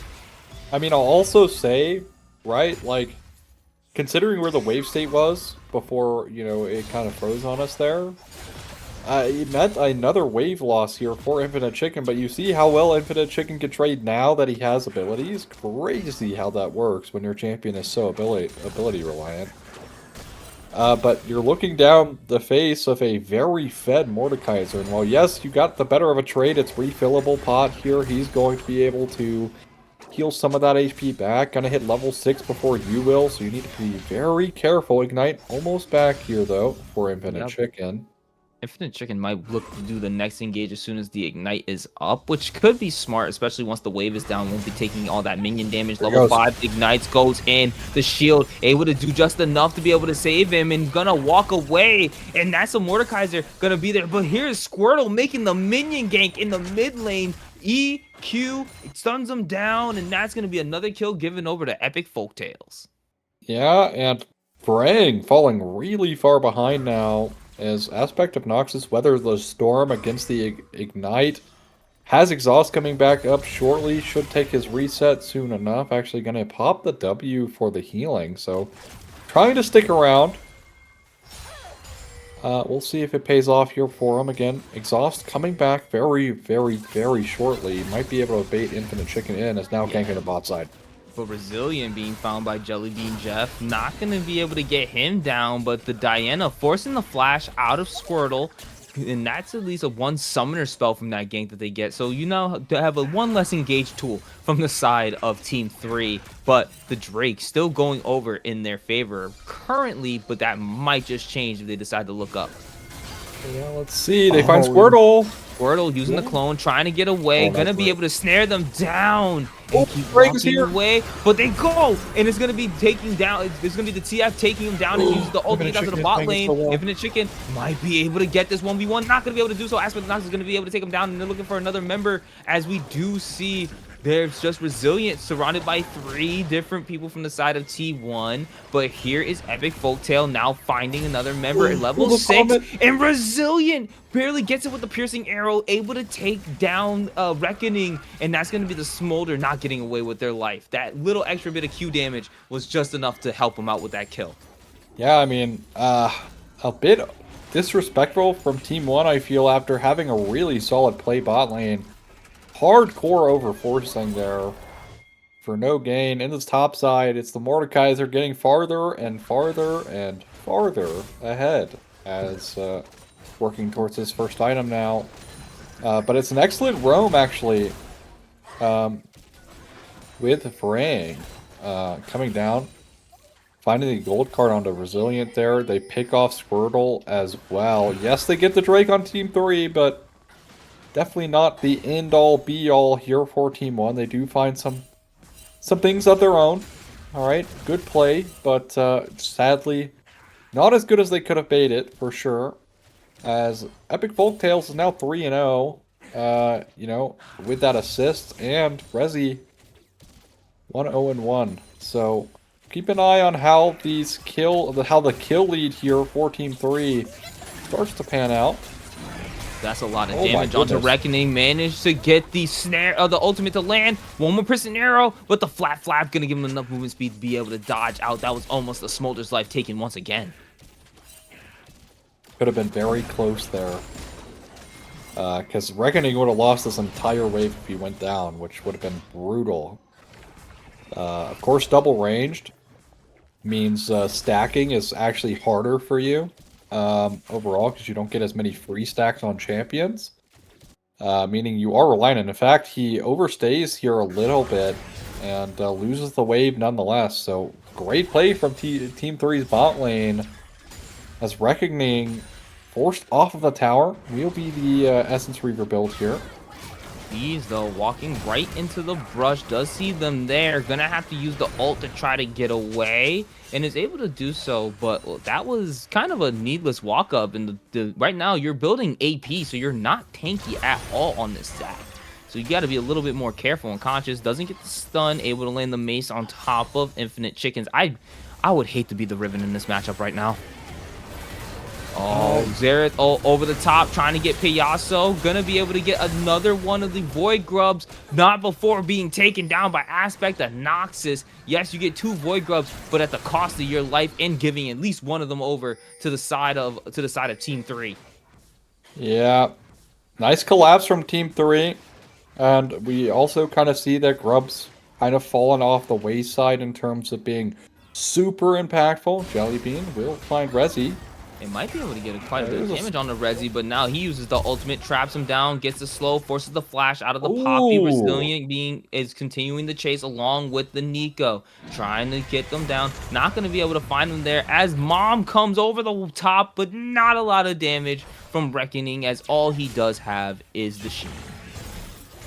Yeah, be a gank on the top side, but this Mordekaiser does have ult. I don't know if this is going to work in your favor. This might not be what you're looking to do. We're good. Yeah, no. He just wanted to try to relieve some of the pressure from the Riven. And again, like I said, I don't want to be the Riven in this matchup right now. Mordekaiser is another one of those champions that just it sucks that he is a stat checker, and then once he levels up enough, it's just raid boss time. He can walk right into this Diana. Diana's gonna look right at him. He just want to place the ward, doesn't care, has put her into the death realm now, and she's looking to try to get away. Exhaust drop, Picasso dashing away, but not gonna be able to get away. Mordekaiser takes it off in the 1v2, but with V-Rain coming to the bot lane to return a kill back, and Reckoning is able to take out the Varus, but shut down to Infinite Chickens off on the top side, able to finish off with Aspect of Noxus with the Mordekaiser, even with him so fed. And here is Epic Folktale now trying to get more damage as Beast comes through and absolutely takes the kill out of nowhere. Can you dodge the shots? No, you can't as he swings you in. That's a double kill to the T3 jungler and a triple kill under the tower. He sacrifices his life, but giving up the kill to the support is well worth it to get 3 kills onto your jungler. Yeah, ends up being super worth. Nice turnaround from Team 3. Initially, it's, you know, Team 1 making that play, exact carbon copy almost. Vrain coming down with his ultimate. But crucially, the one member who, you know, showed face that was so positive for them last time was actually top, dying to this Mordekaiser in a 1v1 thanks to Mord's ultimate. Bit of an overforce, I feel like, from Team 1 again. Didn't know where their jungler was. Bees shows up, turns it around, triple kill. Now prime positioning here for this dragon, unless Brazilian gets caught. Oh, Flash Golkar gonna try to, oh, not Flash Golkar, Ghost Flow. It looks like he's ghosting with the gold card. Unsealed Spellbook gonna be able to get him into range. V-Rank was able to land the gold card, but Brazilian just able to flash to get away. I like that they're still, like, they're constantly fighting this. Like, yeah, the Mordekaiser can be a problem up in the top side, but I think that, again, they only are 1k gold down. That's not an insurmountable lead, but I still think that Team 3 is definitely playing a lot better than they were in their game, in this game, than they were in their game 1. Yeah, definitely a much better and maybe a bit more cohesive draft coming in from them. Aspect of Noxus super well known for these, like, coin flippy top laners, though. And I mean, it is kind of just like the Emerald Diamond thing. You know, so like every top laner, I swear to God, plays Mordekaiser Urgot, as Beast does fight Varang, but it might be. No, not gonna lead to anything there. And I think that it just feels like those two champions in general. It's like Mordekaiser, Urgot, Scion, Yorick are like the four. Like, yep, you know exactly. It's back to the old Juggernaut, like when the Juggernaut update happened for the first time. We're like, okay, we got to deal with Garen, Darius, Skarner, and Mordekaiser, and that was a lot to deal with. Especially when Mordekaiser could drag the dragon's ghost with you. Oh, I'm sure people remember that. What a crazy callback! Yeah, one of the highest win rates ever at Worlds, by the way, is responsible by Mordekaiser, and it was Mordekaiser ADC, because at that time he had Neela passive, which is actually insane to think about. But gank in the mid lane. Gank in the mid lane. Mom coming over the top, not going to be able to hit any member. Tango Barb's going to, oh wow, Pop Blossom going to be able to pop up. Reckoning being able to dodge out on all the shots from the Varus piercing arrow. Not going to be able to find any other targets. The Smolder barely lives, but was nearly taken out by Squirtle in that little exchange. And that's going to be the end of the fight, as they still are able to hold on. Yeah, I mean, that should have been a Reckoning kill, but unfortunately missing out on the ultimate there. It does happen. And they're still looking for this Drake, though. They don't want to allow T3 to start Drake stacking, but I think T3 also showed us that, like, even if you let the enemy Drake stack so much, it doesn't really matter sometimes, because they can still almost lose the game. But blue team now able to secure the Infernal Drake this time, and it's looking like another Ocean Soul map. And this is a beautiful map for the Mordekaiser and the Zac here, as he's gonna take him to Brazil, going on vacation. His Infinite Chicken's trying to get close enough to his turret range, but so much damage from this Mordekaiser. The Dusk at Dawn is doing a lot for him, but it's gonna be Payaso coming in, shield being dropped, gonna drag him in, but not enough, and they're able to take him in the 1v2. Payaso in the right place at the right time. Infinite Chicken's able to spare his life. I mean, the big thing, right, is Infinite Chicken utilizing the flash to buy himself just enough time and space away from the Q that would have ended his life there, as Payaso forced the flash away. This is a proto belt Zac. Man, I hate Chovy so much. The fact I'm seeing this item on every champ that is even remotely close to being an AP champ is so annoying. You have no idea. I mean, we're about to get it on the Nico too, so it's at least that one does actually make a lot of sense. It's been her core item for so long, like ever since she's released. So, but you For know, Zac, though, definitely it can be maybe useful. not a fan of it on the Zac, especially when you do need frontline this game. So And we're getting cooldown boots, which is even funnier to me. it's fine. Everything is fine. But Rezi, not so fine. Forced off of his tower here. Does sniff out Jellybean. Also, Payaso is here. Yeah, they're not going to really do anything. Resilient able to walk up to his tower, but with 3 members here, I don't think he's still safe. But Reckoning definitely taking out the fight, going to be able to clear the wave. They're going to look to make this kill happen now. Mom coming over the top, tower dive under there, and Payaso able to delete Resilient quick enough as Bees is trying to find somebody. But Epic Folktale able to get the last bit of damage with the Ludens to be able to take out Reckoning, and now Bees is continuing the chase. Tangle Bars, Pop Blossom, gonna drop him, and Bees takes out the support, and it's only Payaso left. It's surrounded by 3 different members. TP coming down as it's gonna be Payaso though going on a killing spree, able to take him out as V-Ring with the help. But now he's not gonna get away. B's gonna take the kill onto V-Ring, and they're still looking for Payoso, and he's not gonna be able to get away. Maybe he will. Gets the smite, trying to slow him down a little bit more. Not enough damage, and is using the chickens to dash over. But this kill might be donated and not gonna be over to the ADC. Instead, it's going to the mid laner as the Xerath goes unstoppable. I'm not gonna lie, it is kind of funny that on his way out he steals chickens there, but I feel like it's just disaster for Team 1 every step of the way. As, well, strikes again in bot lane there for them. I don't now, like but that Resilient was danger. so far forward, yeah, but they don't have the damage just yet to kill him Okay. off, but forces the flash as Bees Proto Belts in with the slingshot, able to bring the 2 members back. Squirtle trying to land a little bit of the CC. A lot of damage coming out from this Nico as we're getting another 1v1 up on the top side. Infinite Chickens trying to combat against this Mordekaiser as he still is a raid boss to be dealt with. And can he do it? He is fighting the good fight. Forces the flash out of the Mordekaiser, uses the shield, gets the 1v1 in his favor. He said, without your Diana, you cannot take me down. And that's going to be the solo kill going to Aspect of Noxus. I mean, I'm not gonna lie, like, Aspect of Noxus missed so much and still managed to win that. Nice steadfast presence, showcasing why Poppy, pretty annoying champ to play these kind of champs into, but Slingshot cooldown is lower than that. Definitely go right back in as he's looking for V-Ring. Squirtle is there for the backup. Gonna be Oh, able nice to stun. get Pop Blossom. Gets the Holy stun as there's gonna be the ult being able to take him out from over the top, and that's a lot of damage. The Pop Blossom gone, but they don't realize Nico still does a lot of damage. One potential snare into a Q is gonna be able to get it, but no, they're not able to secure those last 2 kills. And T3 finally starting to make this gold league go in their favor. Yeah, I think specifically, right, for Team 3, the winning top side really helped here because the amount of pressure generated by Aspect of Noxus on this Mordekaiser, to have Payaso just keep going top is fantastic for them, right? It actually set up, in my opinion, what even got T3 into this game. It was that failed bot play, right, where they forced everything, but Payaso was top. And that was the one member they had. Of course, maybe a bit of an overplay on the initial look, but still, it has been Aspect of Noxus generating that pressure here for Team 3. That's paid off big time.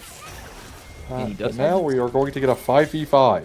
As we get the TP coming in from the Mordekaiser, and there are the pings onto it as he's looking for something, but doesn't find anybody, but is just that raid boss at this point. They just can't combat against him. So V-Rang gonna continue to take down this this mid-tier 1, and that's gonna be them trading the Drake for towers.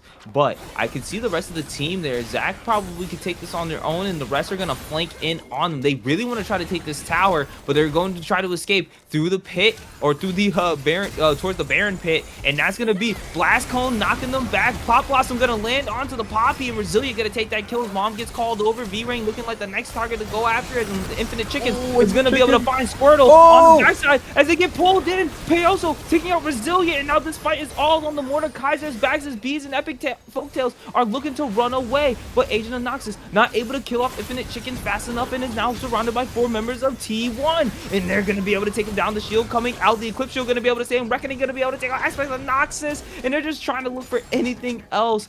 Bees looking to slingshot towards V-Rang, but without any additional damage. Flash gold card gonna drop it, and that's a shutdown going over to Reckoning. And Bees, the sole member left alive after the extended fight, might not be alive much longer. Sent into the passive, and they're gonna take him down real quick. Donate the kill. Reckoning on a killing spree. Guys, Smolder clock is ticking here, and also something.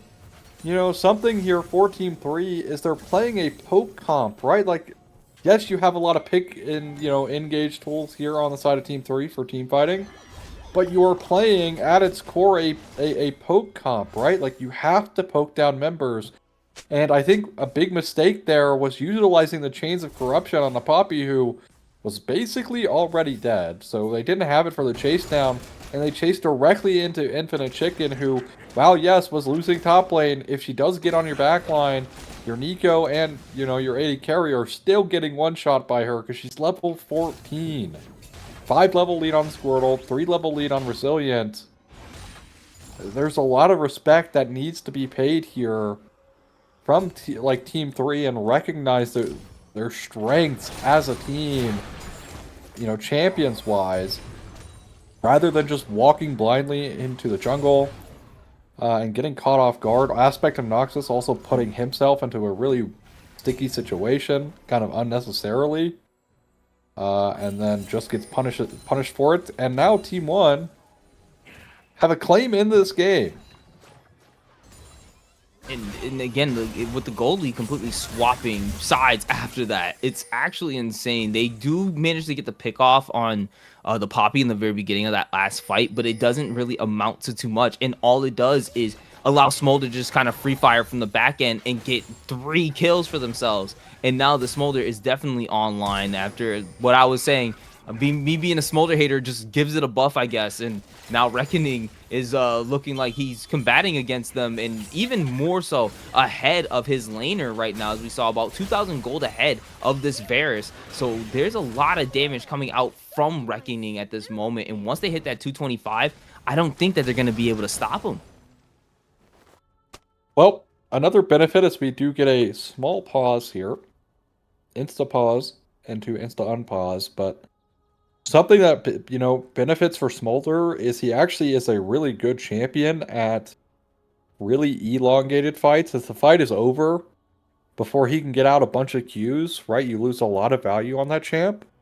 And while, yes, his Q cooldown is going to be kind of short,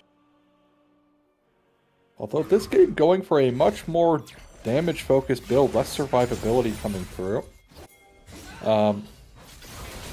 than we usually see, less CDR as well, so won't really have the ability haste. Not the Spear Shojin into... Oh, we're gonna see the... Oh! Lands. People Pop Blossom landed, but it's not enough. You got the damage being dished out by Reckoning off in the backside. Bees now having to run away. Epic Folktale gonna what a bad time for the pause buffer. And they're gonna continue the fight. Jellybean Jeff looking for a flank as V-Rang does find Bees, doesn't get the kill onto him, but Resilient able to take out the enemy support, as we do see the Death Realm being used onto Infinite Chickens. He's back right in the top lane once again, but is right in front of the Baron pit, as is a repeat of what's been going on that top side. Aspect of Noxus takes that kill, and they're looking to take the Baron. I mean, it's a great play by Squirtle, right? Finds the right play ring. I mean, he's going to try to annoy them a little bit here. Surely there's no way he's getting this, right? Yeah, no, not when you got the Mordekaiser walking in at you. Xerath ult going over, piercing arrow gonna land, and that's another kill over to this Mordekaiser. And all they can do is try to take turrets around the map as the Baron is going to drop, and that is officially T3's Baron. I mean, a big, question mark is also Vrain goes to contest that Baron, but his jungler is pushing bot. So, like, if you were going to contest for this, right, I'd hope that at least your team is on the same page, rather than him just giving up his life for 0. They do get a tier 1. But at the end of the day, Team 3 are happy with that trade every day of the week. Now that they have Baron, they can get the priority here in mid lane, which they already have. The And soul is looking Bees, like theirs, but well, it is dark. And yeah, darkness is scary. yeah, but Jellybean needs to be just as fearful now that his team is there. They do find Mordekaiser in the middle of multiple members, but using the death round to keep them out of the fight is going to be able to pull Impeoso as he's going on him. But Infinite Chickens finds Resilient off on the backside, and that's an absolute useful. That's actually useful for the Riven there as they take out such a big damage factor, and now the rest of the team can be able to do things off in the extended fight. Impeoso is able to take out Squirtle off on the top side, but that's going to be Epic Folktale able to take out the Riven in return. Jellybean trying to survive as long as they can. Double kill over to the Xerath, looking for Peyoso, able to find it as the Arcane Comet gonna land. Beast chasing it down. Diana using the shield, trying to stall for as long as they can. V-Ran getting stunned up. Epic Folktales on a rampage as Peyoso might be able to get it done. Oh, please He dodges out, and they're gonna use the slingshot, takes out the Diana, and that is the ace for 2 on the side of T3, and this is the soul. All right, well, Team 3, right? Here's the issue in general for Team 1. Yes, they're able to commit onto Resilient, but it's actually Epic Folktales carrying these fights. He's 10-1-11. Resilient has done nothing this game, it felt like, because it's been kind of the focus, right? But it's realistically the Xerath, and I did poke fun there at the very end, because we haven't really seen him hit a lot of ultimates so far this game.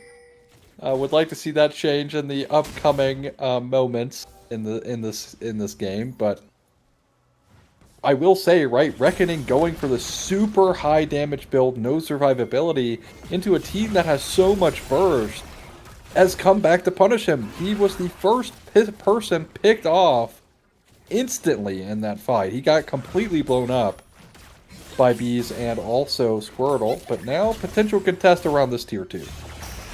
I liked seeing the claw come out. Not going to be able to hit any member. Slingshot over towards Peyoso. B's going to land the Q. Not going to be able to get anything else from there, though. And decides that they're just going to go right back over the wall. Infinite Chickens, though, is in a very bad spot, but luckily can just go ahead and use the Qs over the wall as they continue to chase, trying to stop those backs as long as possible. Bees, though, knows that they're kind of there. Ribbon goes back over the wall and is able to get away to safety. But now this tower that is slowly being barreled on, but it's 3 members on the side of T1, and they're not exactly the tankier members. Jellybean Jeff looking for a target. B's now here, gonna slingshot over the wall and actually cancel it, not needing to go over anymore as the fight is clearly over. Oh, they are gonna maybe chase us down. Bees, Protobelt loses the Q, can't find another target to bring back Reckoning, but uses the slingshot once again, goes in, double pop blossom, not gonna land onto any other member but Reckoning, but that's all that's needed. Epic Folktale going unstoppable as they're able to secure that kill. Once Smolder's out, the fight's basically over. Hey, that was a great ult by Epic Folktales. 100% accuracy rate on that, so dub. Gets up that kill thanks to the CC provided from Bees and Squirtle. Playing together actually as a duo, fantastic on their engages. You'd think this team has been playing together for a while, seeing that kind of synergy, but excellent stuff. And in the mid lane, well, graphical error thanks to the skin. Love to see that one, Riot. Thank you so much. Brang does find himself a top tier 1 or tier 2, and well, he will just simply ult away. You gotta love when the graphics don't work correctly in the spectator. I love it sometimes, but yeah, we do get, like, now the way that the lane state is, I really do like the fact that even though yes the kill graphics shows 29-18, we do have once again another one of these games where T3 they should be so much further ahead than they actually are. And right now, if we get to it, this is another situation where we hit that, you know, potentially that 35-minute mark, there might not be any coming back for T3, and they could be looking at another loss if they don't manage to either get a really good pick onto Reckoning once again, or they can't siege the game and end it before 35 minutes. Smolder is already, I believe, at that 269 stack mark, so he's going to be already hard at doing a lot of damage, and they're going to have a hard time taking him down if he can just stay safe. So now it's a matter of, can they get these kills, and can they get the kills and end it before that 35-minute mark? Or is it going to be, now we're going to end up seeing the scaling come out from the side of T1, and is that going to be what ultimately wins it for them? As we're going to find out, as Infinite Chicken able to stun up B, but the slingshot flash, having to use the Q, they're really trying to get him down, as he manages to land the 4 shots onto Ribbon, but Ribbon walks away with Zillion being chased down by Peyoso, as the Diana is going to be able to take him out. B's low health near the execution range for the Smolder, and is going to be able to get it. Might be ticked down. No, barely heals it all the way, barely heals it away. And with the Ocean Soul keeping him ever so barely alive, but they might be able to find a target. Going to be able to root down the Diana, but the Diana deceptively tanky with those Riftmaker, Zanya's, and Dusk and Dawn combo. So she can't be taken down, at least not so easily, without the extra damage. This is a bad position for them to be in, and I don't know if they recognize it. Reckoning, they don't see the wards there, but I think Squirtle had a feeling. Pop Blossom gonna come out, but not enough time. Is Reckoning gonna be able to take him out? Having the flash, doesn't have the flat, can't go over the wall, trying to get away, wants to try to drop this damage, but the shutdown onto Epic Photo on the backside is Infinite Chicken is able to take that kill. Reckoning, though, gonna be dropped by Aspect of Noxus, but he is the only member here for the side of T1. He needs to try to run away. Infinite Chicken now is able to take him out. It's actually gonna be the Diana that does, but Infinite Chicken is coming back into this game absolutely on this Ribbon, getting some crucial targets and stuns to be able to stop them as they take this gold lead to 4K. I have no clue how Team 1 finds a favorable position in that, where Reckoning was. Like, I am in shock. Team 3, we might be seeing something that happened very similarly to last game, where they get everything they want and it's just simply not enough. Team 1 now with the Baron. Yes, they're facing down Soul Elder in 20 seconds. They're kind of off tempo for this. Reckoning just now respawning. Teleport coming through from Infinite Chicken's top lane, or sorry, excuse me, Vrang. Thought that was him teleporting there, but they were just stacked on top of each other. Now Team 1, right, they can get the priority very easily in the mid lane here with their Baron. Elder just now spawning in, as this will decide the game. And this is how Team 3 lost in the last game too. Once that Elder was taken, even though the enemy team didn't really do too much with it, hold on, gonna be able to catch out. Vrang catches 2 members as Epic Folktale, gonna be able to take them out. Squirtle going golden, but gonna be the first drop for Reckoning as Epic Folktale uses the ultimate, able to get a double kill and take out Reckoning, and that's a lot of the damage given. But Infinite Chicken gonna be able to dish out a lot as they're going to combat against the Mordekaiser in the Death Realm, surviving ever so much. But so is this Mordekaiser in the middle of everyone. Bees takes out Infinite Chicken. Reckoning's dead. And now it's going to be the drop as Epic Hotel goes on a killing spree, taking out the Diana. Jellybean Jeff, the only member left on the side of T1. And this time, instead of it being T3 that gives up the Elder Drake, they're going to secure it for themselves. And this is possibly going to be the fight that they needed to be able to keep themselves from losing it all. Yeah, the big thing is, right, you look at Team 1's comp, well, it's very dependent on the Smolder living, right? Infinite Chicken has almost always been taken into the Death Realm. And it will be Elder here for Team 3. Now, granted, we saw their Elder usage last game. Or, sorry, from Team 4? Yeah, Team 4's Elder usage last game. And didn't use it to actually end. So we'll see if that comes into fruition for Team 3. See if that comes into play. And maybe can Reckoning mount this comeback against all odds, essentially. They are playing against Ocean Soul with Elder now. Although Wave State's not that great. They didn't really set them up, prep them at the moment. I think if you're smart as Team 1, you will give them this mid-tier 2. Because if Reckoning dies, the game is over. And I think they're playing towards that, but I think also Team 3 is playing towards that as well. Like you said, they do have some pretty decent pick potential between Zach, Nico, and even catching someone out with the Xerath ultimate, where they could just start launching shots at them, or even the shackles from Varus. So I think that we are currently in a wave state where it's like, or we're in a state where it's like the game is at least is starting to come away from the side of Team One, as even though they have the Baron, this Elder Break is the combat buff, and what they're looking to do is combat you as the mom comes over comes through the sky to try to drop off a lot of the minion wave. Is going to be able to do so. Xerath uses their ultimate in return. But now with that cooldown gone, and V-Rank nearly taken down to the Elder execution range, they can't really stay and defend this tower much longer. Though Infinite Chicken off to the flank, trying to find some kind of way back into the game here. But the siege, at least they're able to clear these waves fairly efficiently, and stopping them from sieging into this tower, and they're wasting that Elder buff. It's actually getting closer and closer to ending as the Flash Gold card gonna find them, but B's able to keep the keep V-Rank off of Resilient. Resilient now taking down almost half HP, and is gonna be forced to back here. But here comes Reckoning, looking to land the Snot Bubble, not gonna be able to. Payoso dragged down to about 2/3 of their HP. But V-Rank still trying to find something here as he managed to land the gold card stun onto Nico. Nico nearly taken out to the execution range, not going to drop to Smolder. Had to use the heal to be able to get them out ever so barely. That engage tool now gone. They're backing off here.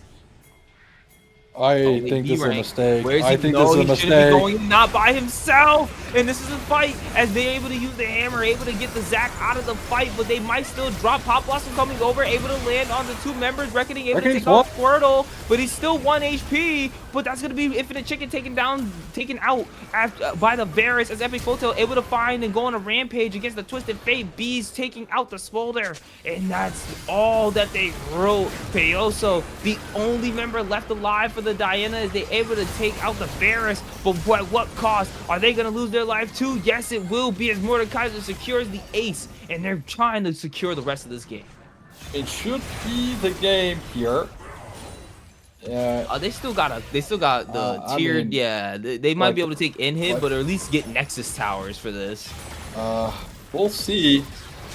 This game is close again, and realistically, Team 1 somehow get enough damage done to maybe make this not an end call, because 15 seconds, I don't know if they're going to be able to do this. We'll see. They are committing for it. Oh, Poppy and Riven should both be up at the same time. These tanky members should be able to take the game here, but they're going to be able to look to stop them, forcing them off the back. Oh, forcing them off the tower. Nicely done. They at least have a second chance to be able to continue this game. Poppy looking for something, though, able to stun up the Mordekaiser against the wall. Mordekaiser might have to sacrifice themselves and lose their life. Takes the Poppy into the death realm. But we got the Pop Blossom. V-Rank thought he was going to be able to find a pick, not able to do so, as Epic Photo still gets away. Still alive. Going in. Reckoning is dead. The stain from the Mordekaiser, able to do so much. Yes, he loses his life, but they take out the Smolder. That's so much damage gone. Is also able to take as it gets the shutdown. But Infinite Chickens now is going to be dropped there by the Varus. One more. It's Bees that actually takes it. I thought the auto had grabbed it, but the Diana goes in, takes out Epic Folktale, but drops the Varus as Jelly Bean Jeff once again, only member left executed, and the game is now going over to the side of T3 this time, making themselves 1-1. I feel like if Rang is not just sending himself right into the middle of 5 people in 2 fights in a row, this game is so much more winnable.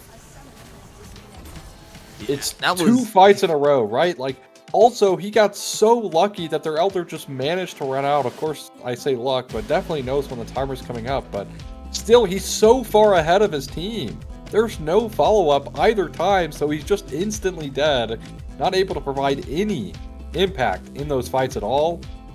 Past an initial gold card and then just death. Team 3, though, get away with murder. You know, like that. They probably should not have won this game. I don't know what it is, but they really struggle to convert when they do have that initial lead. Like, they have got to figure it out. Across the board, right? Aspect of Noxus was huge in the top lane. He didn't really translate it for a while there. In fact, Infinite Chicken came back in this game to start doing things as Riven. Right? Epic Folktale, 16, 3, and 18, doing an absurd amount of work. Thankfully, Vrang on the Twisted Fate wasn't really able to get that done. But regardless, close one, I'll say. Close one. I would hate to be on for Team 3 right now. I would really kind of want to go back to the drawing board and really look into what's going on here. Like, why are they falling apart? It almost feels like every time they get into these mid-game situations.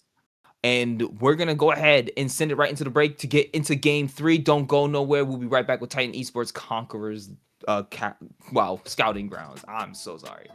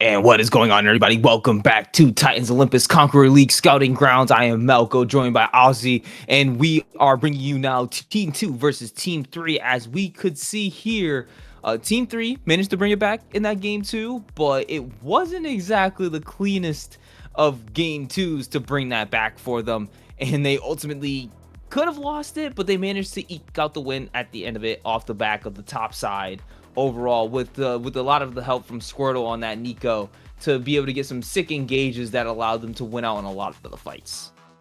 Yeah, almost certainly. I think, for me, for Team 3, I think highlights so far, I think Squirtle has been playing excellent. Even on the Bard, you recall like the Tempered Fate onto the cast-in to keep Brazilian alive. Like, I think so far for me, Team 3, Squirtle has been a real highlight here. The Nico did incredibly well in that last game. But I do think, again, the problem that has been happening for Team 3 is they've been trying really hard to get a lead, and then they do so, and then kind of struggle in converting that to an actual victory. So we'll see if that's fixed up now. Pantheon, we did talk about at the start of the stream, same with Nocturne, about both junglers being really impactful, and we'll see them both in this game. Here, where I'm hoping that we're probably gonna end up just slamming the blind Orianna here to get the Nocturne Orianna combo, but instead we get the Yunara being picked up for Resilient, which should be pretty decent scaling pick, and hopefully it will be allowed to do Yunara things. I feel like this champion is one of those other feast or famine ones where if you don't get it, then, or if it doesn't get fed, it just doesn't feel like it does very well. But when it does get fed, it's extremely effective. And we do get the Orianna, but this time not with the Nocturne. Is going to be delivered primarily by the point and click of this Pantheon, which will be still a very good ball delivery method to get some big shockwaves. And this is the second game that we're going to be seeing Varus being picked up here. We could see Xerath potentially, but we do see the Lulu being picked up to go in combination with that bot lane, rounding out T3's bot lane. And I think that's actually a pretty decent combo. Yunara Enchanter, or just Enchanter Hyper Carry ADC usually goes very well together. And now we're getting right into round 2 of bans, as we see the Seraphine being the first one. I find it interesting that, Team 3 are banning the Seraphine. Does pair well with like the Shockwave, but don't necessarily know if that would have gotten picked this game. Regardless, doesn't really matter. They're going to opt for that. Of course, I think right now the bot lane meta is actually dictated around pairing, with what you're paired up with. So Ashe Seraphine, really good. Ezreal Karma, really strong. Corki Nami, really strong. Yunara Lulu, very strong together. Of course, later in Fearless kind of pick for Yunara, but we will actually see the Vigar kind of punish out a lot of the low mobility and, ways of dealing with that Event Horizon coming from the Vigar, which has turned games around. Sounds crazy, but it has turned games around, and will actually be the Alistar here for Primus. So we'll see if that Alistar struggles to have impact in the lane and in the game in total, as it will be Zehen coming through for Storm. I'm going to assume that doesn't necessarily mean you still have Zehen jungle, which has still kind of seen some play, even though it got super nerfed, but it will be the Malphite. Pretty standard front to back comp here for Team 3, so should hopefully allow them to convert much easier, but we'll see. We'll see if that happens. I'm not holding my breath, to be honest. I like Team 3's composition. This is probably, to me at least, I feel like this is their best composition that they've picked so far. Overall, it's a very much more clear definition of like, hey, we want to knock up a bunch of people with Malphite. We want to go in and turn off the lights and see Nocturne just pick off the Varus or the Orianna if it's able to, and kind of allow Vigard and Yunara to just scale. And that's really what they want to do. So it's going to be Malphite being a pretty safe top laner, and then Nocturne being in the jungle. It's just going to be a matter of when do we get to the point of no return against Team 3. And so, especially if Epic Folktale has been actually doing pretty decently on the mages, and I think that's why they're sticking to it instead of going like more towards an assassin-y thing like they did with the Neferi game 1. So if we can get, honestly, we should be seeing, I think this might be potentially maybe T3's best game that they play. but that's depending on how well one of these bot lanes go, because if Alistair Varus might actually be able to get a lot done here, especially on the squishier members of Squirtle and Resilient. Well, there'll be some poke in the mid lane already happening here, and Premise utilizing the headbutt to mitigate some HP loss in the bot side. Still takes a pretty nasty trade, though. But that you know, the passive is deceptive at keeping him alive, you know? Like, that is actually one of my favorite things to bring up about Alistar is the amount of healing he actually gets in lane is very underrated. But this trade also not going his way, as level 1 Alistar is very sad. Yep, and we're going to get the headbutt landing onto Resilient to go ahead and stop them, but there's still a lot of damage being chucked down. Heal used by Squirtle there, so even though it is this Yunara, this Varus is Alistair combo, they can still dish out a bit of damage right back. It just Premise has to take so much damage to allow Varus to be able to do what they want to do.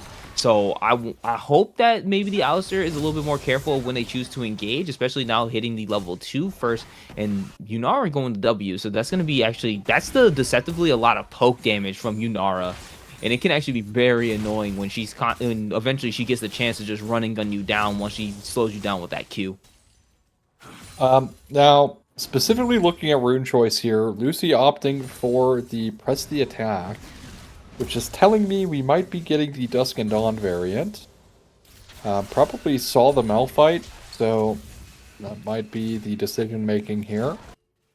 Aspect of Noxus, though, already up in CS, but this wave is crashing in, so should be evened out here for Storm. I think it's funny because I was talking to someone in between games about the Varus that we saw last game being more of the poke variant, and I think that some people have seen it fall out of favor for the poke variant, and they want to see more of this on-hit attack speed, and just, I feel like it does a decent chunk more damage to be able to make it make sense to keep Varus in the game longer, because I feel like that poke, even though it does start to chunk smaller squishier members, this on hit is going to make him more viable against tanks. And that's why I think going to this Varus build is going to give them a little bit more agency to Lucy, but it's still going to have to fight into a Malphite, into a Nocturne, jumping on top of you, into Vigar, who could potentially delete you come late game. So they still have to be very careful. But I do like the fact that, again, the rest of the team, though, is kind of built to protect this a little bit, because a lot of members can separate people from Lucy, as we do see the Event Horizon being dropped. Bees coming over the wall, forcing the flash out of Orianna, gonna get the fear, and is chunking down the damage, and Miz needs one more auto, uses the shockwave protect, or uses the command protect, and First Blood goes over to the Vigar in that mid lane, but forces the flash out of both members as they're trying to go ahead and back. It's gonna get away. He's not. The E able to tag him ever so barely, jumps into the flash to be able to get the Vigar, and that's a return kill right over to the Pantheon.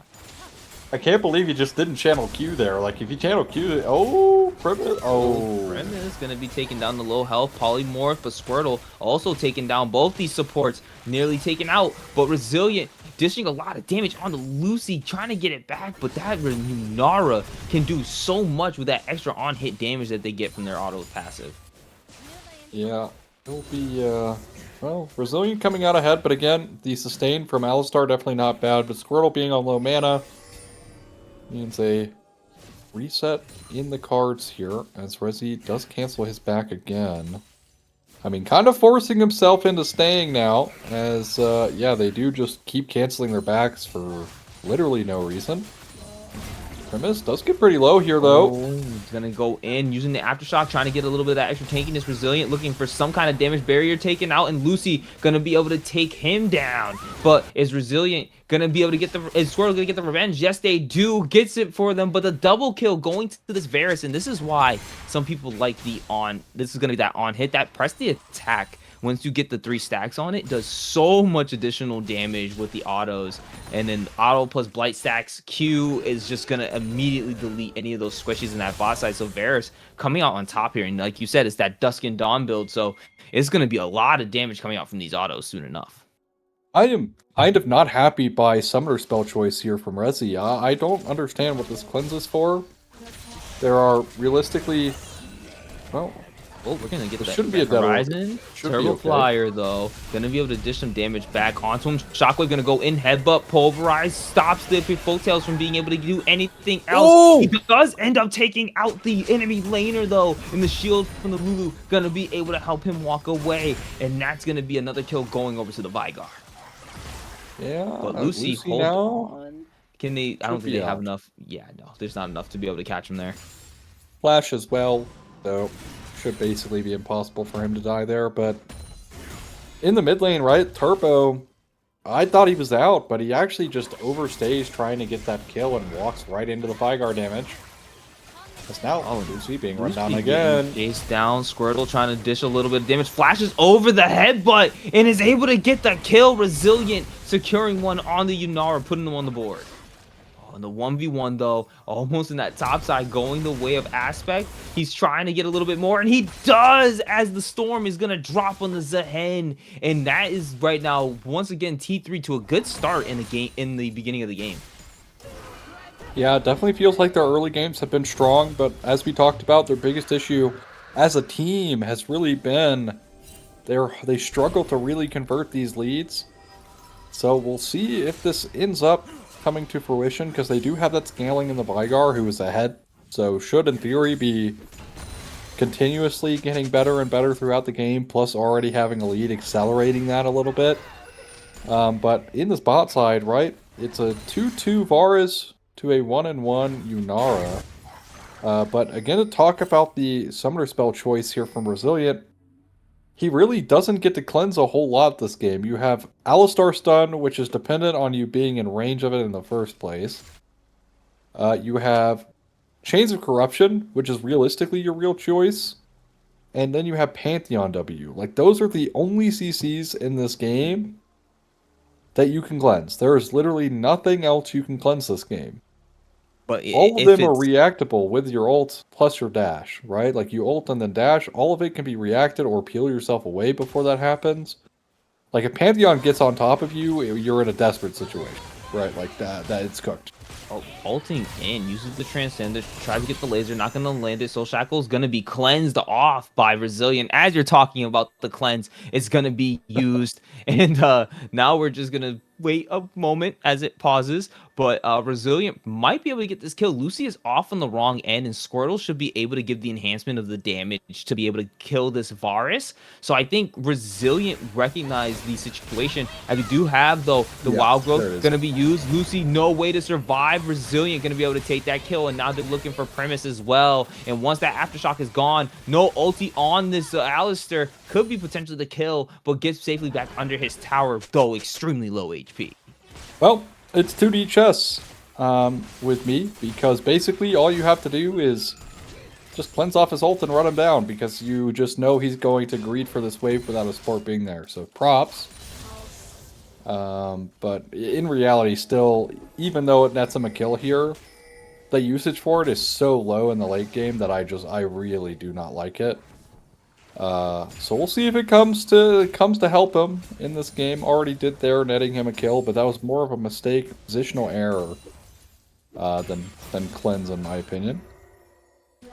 Because no flash, no barrier up at that point either.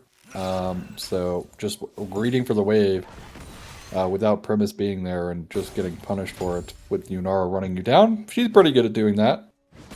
Because of the bonus move speed she gets from her E.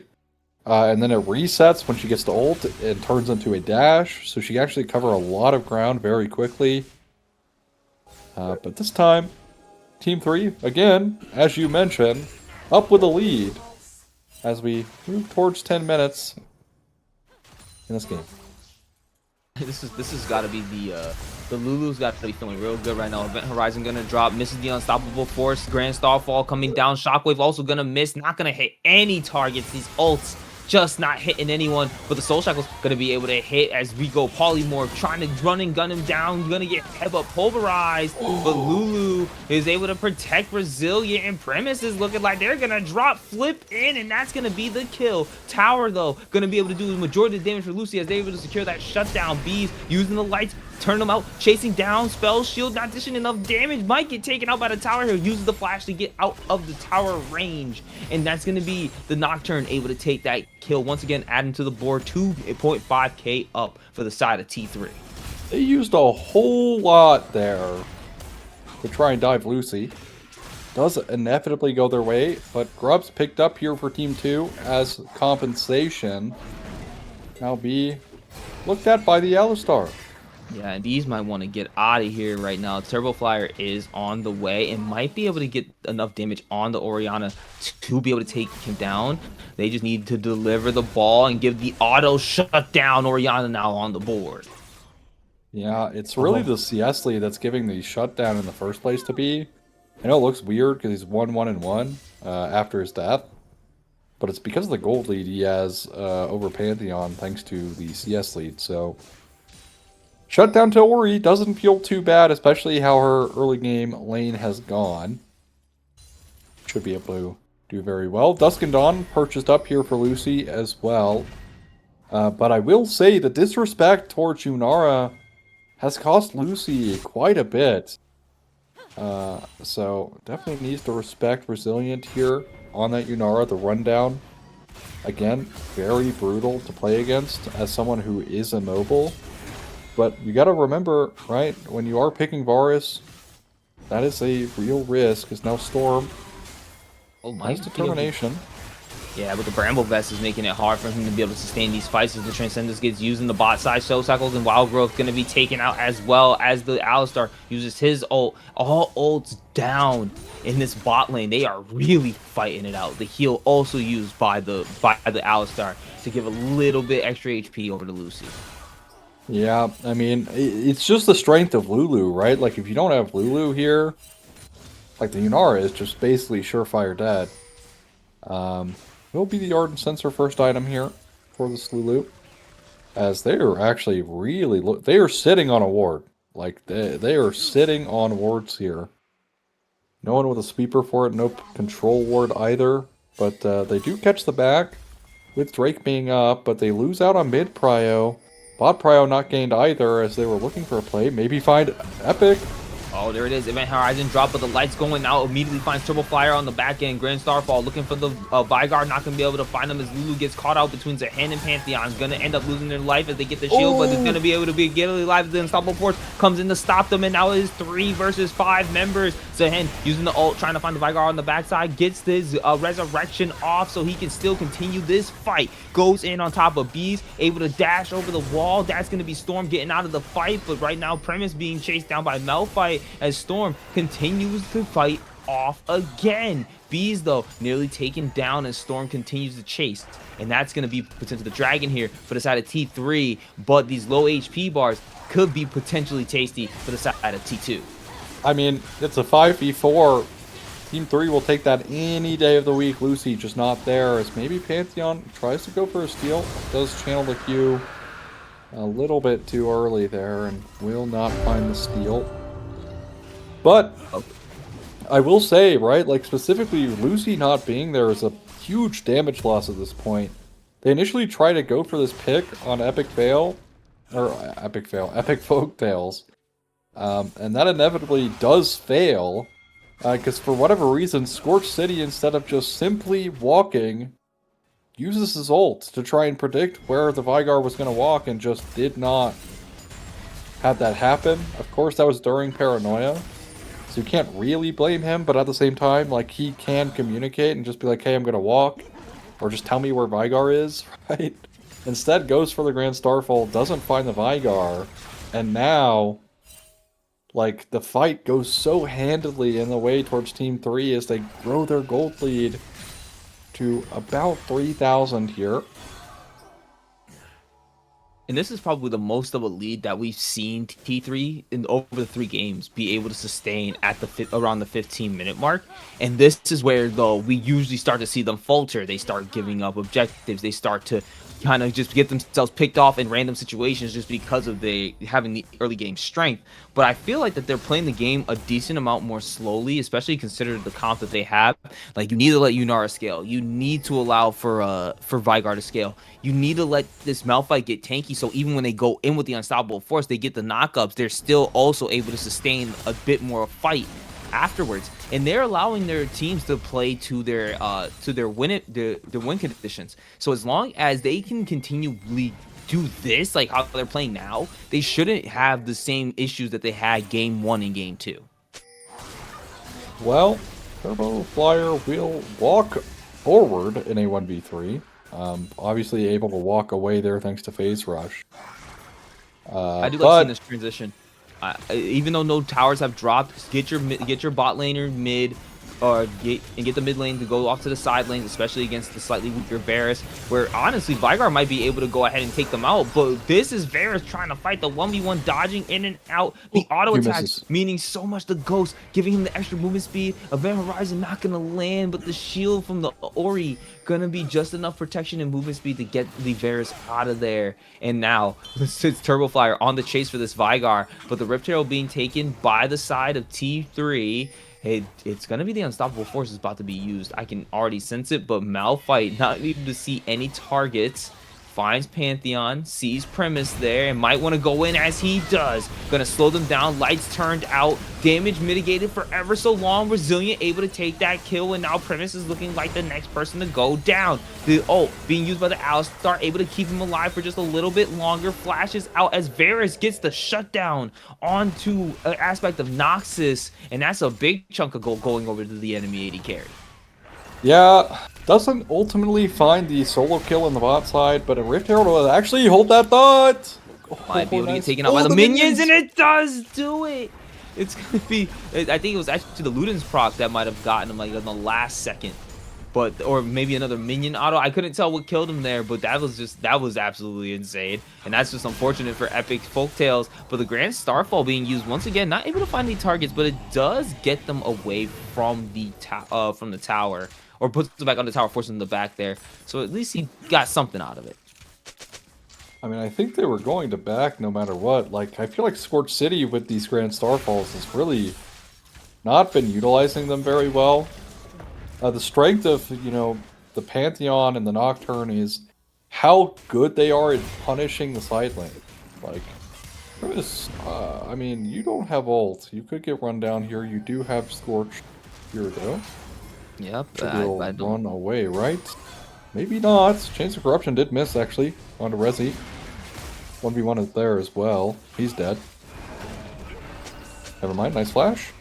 He's out. Oh, I know he's not going to be out. That's, yeah, Epic Folktales is going to be able to take that. That was a very slow and painful death to sit there and watch, and he couldn't get away. Scorch, though, is still looking to kind of combat this. He does have two of his members floating down here around the Drake, especially with the next 20 seconds. They're going to want to use it. Unstoppable Force, going to find the Ori and getting tagged out. Yes, you self-shockwave, but it's not going to be enough to save your life. Storm now going to use the ultimate to get in the middle of three different members. Does not have the passive this time. Does barely get it right here, so he can continue the fight. Might be able to drop, sacrifice himself, trying to find these low HP bars, and that's going to be everyone dropping away. Bees and Epic Folktales and aspect of Noxus being the ones to just have to run away. They won't be able to get this Drake just yet, but we should be seeing a fight for it very soon. Yeah, we'll be the Ocean Soul for the third time today. We've casted 3 Ocean Soul games in a row. Aspect of Noxus does teleport in. Really no ultimates either way outside of Chains of Corruption. I think you can still bait that though. When it's a Malphite, even though the ultimate's down, you're probably in it's a level 2 ultimate, so he might have some cooldown to him. If he jumps in, you might end up not being, you might be jumping into the wrong type of situation here. So they don't want to run that risk. Gonna have to let them go to Soul Point here. That was a decent chunk of damage onto the Nocturne there by the Ori, but still, they already got the objective. Everything is closed out, and now all we're waiting for is the Baron in the next minute. Well, still Epic Folk kind of just farming up on the Vygar. 164 stacks here, not stacking too poorly. But yeah, I mean, Team 3 are in a prime position this game, but we have seen them in this position before. They have been on I'm soul just points, they have gotten soul, and they have still managed to find ways to make the game difficult. So I'm still, even though I think in theory they should outscale this game, I'm still not holding my breath.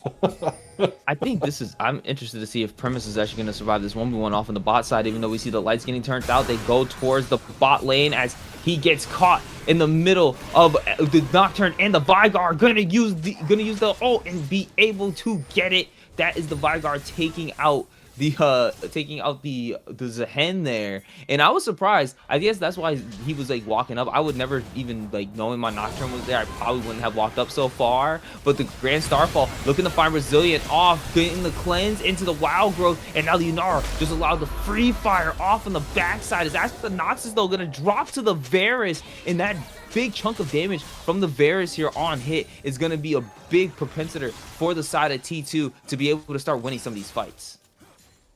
Yeah, Lucy coming online a little bit here. Of course, does have that earlier spike than the Yunara does.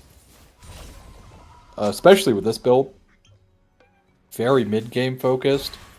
Of course, Fiend Hunter Bolt's definitely a nice power spike for Yunara herself. But still, like, she is that crit carry, does need, like, more crit chance. And because Yunara techs into a non-crit item on her first item, basically every single game, she is a little bit more behind the curve than you would normally see coming out of a crit carry. So, she will become a threat later, but right now, Lucy's super spiking. We'll see if that does come into play here for Team 2, who kind of needs any win they can get. It has been pretty difficult for them to find true wins. I'd also like to see Storm have a really big impact into one of these fights. But usually by the time he's in there, like in a fight, it feels like the fight's already lost, so he's forced to run away. And to talk a bit about itemization, I understand you're playing into a Malphite, but your passive just gives you armor pen. So actually buying more useful items will end up, or not your passive, your ult passive, when you put points in your ult, gives you armor penetration. So definitely not the best look, because you get less value out of the Black Cleaver. But it's not necessarily that bad. Pretty good for your Pantheon, who also unironically gets armor penetration from his ult passive in this game. You know, but not necessarily that bad for Varus, who will be auto-attacking a lot, but is mostly going to be doing magic damage. That's kind of the skew here for him, should be doing mostly magic damage. To the point that I'm also kind of concerned about the amount of armor built by Aspect of Noxus, because yes, he's keeping Storm out of the game, but as we've seen in a couple fights, Lucy has been able to pop him very easily. Yeah, and even with the Bramble Vest, it's not going to be enough, though. Storm trying to fight into that wall of a Malphite there, and it's literally losing a lot. But we do see the lights turning out, and they are looking for Varus. Able to get the vision, able to find him, but not quick enough, as Bees might potentially lose his life. W gonna go, not gonna be able to get the stun. A lot of damage jumped onto Lucy, but not gonna be able to get it, as Storm chasing down Epic Folktales and is possibly gonna get the kill. Event Horizon coming through with the Unstoppable Force, able to stop him, as Bees is gonna get dropped to the Pantheon, but Resilient taking out Turbo Flyer off in the blue side jungle by themselves, and the rest of the members from the side of T2 is dropping onto T3. And this is one of the mid-game fights that they tend to give up, that we talk about, where they are ahead, they have a clear lead, but for some reason it feels like the fight, it could just not be won by them. And this is what we've seen every single game, but not at least so bad this time from the side of T3, and it's probably just going to end up costing them this one Ocean Drake. Yeah, we'll cost them the Ocean Drake and their Ocean Soul. They are gaining a lot of gold topside. Ooh, Storm.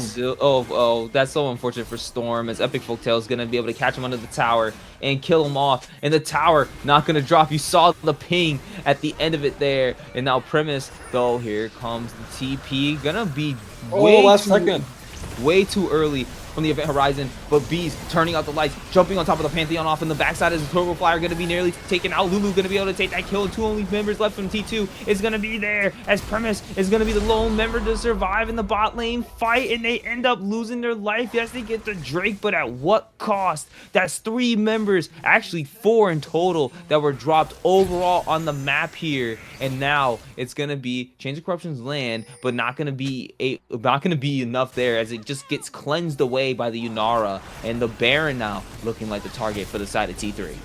Alright, see, now I truthfully understand the cleanse, because if he's going to be sidelining like this, getting caught by Chains of Corruption, that's good. It will be Baron for Team 3. But what I don't really understand is the Merc Treads. I know some AP skewing, magic damage skewing coming in from the bot side of the map, but regardless, interesting. And nice double smite away there. Team 3 claimed the Baron. And, I mean, Team 2 really haven't felt like they can connect very easily in this game. Like, they're playing a team fighting comp, and they've yet to really team fight. There's always been one person missing. We saw that actually in game number 1 for Team 4. And it's kind of coming to fruition here. Team 2 needs to be together, and when they aren't together, they're just losing across the board.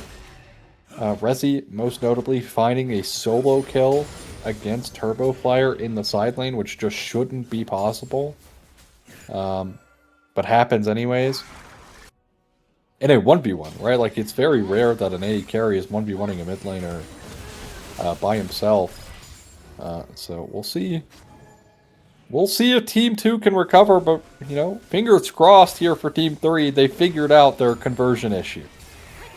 Right, and now it's actually leading to them sieging. It's leading to Wild Growth being used on Yunar, very early Grand Starfall. Gonna have Squirtle getting taken down, as well as Vigar. That was very interesting to just, you know, they pushed up a little too far, and I'm glad that Team 2 was able to take advantage of it. Yes, they had to use 2 ultimates for it, but it ultimately led to 2 deaths and actually 2 shutdowns going over to the side of T2. So at least they were able to come back a little bit and bring the gold lead from 10k down to 8. Well, everyone in chat, say it with me, nice caster curves. That's exactly what happened there. Team 3 just start talking about them being able to convert their lead, and they just instantly die on mid-tier 2. So perfect. Perfect. So glad I decided to say anything. Because it comes at the detriment and cost for Team 3 here. But we look at Resilient. He's sitting on 3 items. So in a prime position to start carrying, especially with that IE. Also, Epic kind of scaling up, out of control in this game, down quite a bit of CS, but definitely not in a bad scenario, because thankfully that bonus AP that he gets from his passive kind of makes up for the gold difference. Yeah, the Phenomenal Evil is an absolutely insane passive when it comes to when they made it so then it can if you tag it on champions, it also grants a stack. It just made making a pokier Vigar so much more viable, because as long as you're constantly trading back, like especially if you're up against a melee in the mid lane, you can just sit there and just keep poking them over and over and over again. Or if there's someone who can't really outrange the Q, it just becomes so annoying. And I think that's the reason why, like, they're not so worried. Like, I wouldn't be so worried if I was, you know, the Vigar right now. As long as I have stacks to kind of, you know, like 30 farm, I don't think compares to nearly 160 plus stacks of Phenomenal Evil, if that makes sense. Like, the gold difference doesn't equate. It doesn't feel like. So that's why I like that this Vigar just has to keep, you know, just stacking off the champions that they get in the fights, and they will be continuously scaling. It's an infinite scaler, so they can only do so much. Eventually, this Vigar will have, I think they're going to probably go Zhonya's Rabadons with this build. It just kind of makes sense for the last 2 item slots, just to really ramp up that damage. And once they do, it's just one little tag onto Lucy, one little tag onto Orianna, and it's over. The rest of the fight is basically a 3v5. And they have to be very careful. And this Yunara right now, even with only 2 items, okay, I don't like the QSS plus cleanse like build, but you know what? To each their own. But now there's literally no pressure on this soul. This soul is definitely gonna belong to them, and they're forced to fight it here as the Grand Starfall being channeled off to the side, looking to go right into the middle of the Drake pit. Please, oh, he gets it, but it gets stolen by the Pantheon, loses their life, but at what cost? Unstoppable Force not used here. Can't find the proper members. Aspect the Nas is looking for somebody. Premise off to the side, Lucy there, but with the Knights, it looks like with the Verdant, gonna be able to get away there.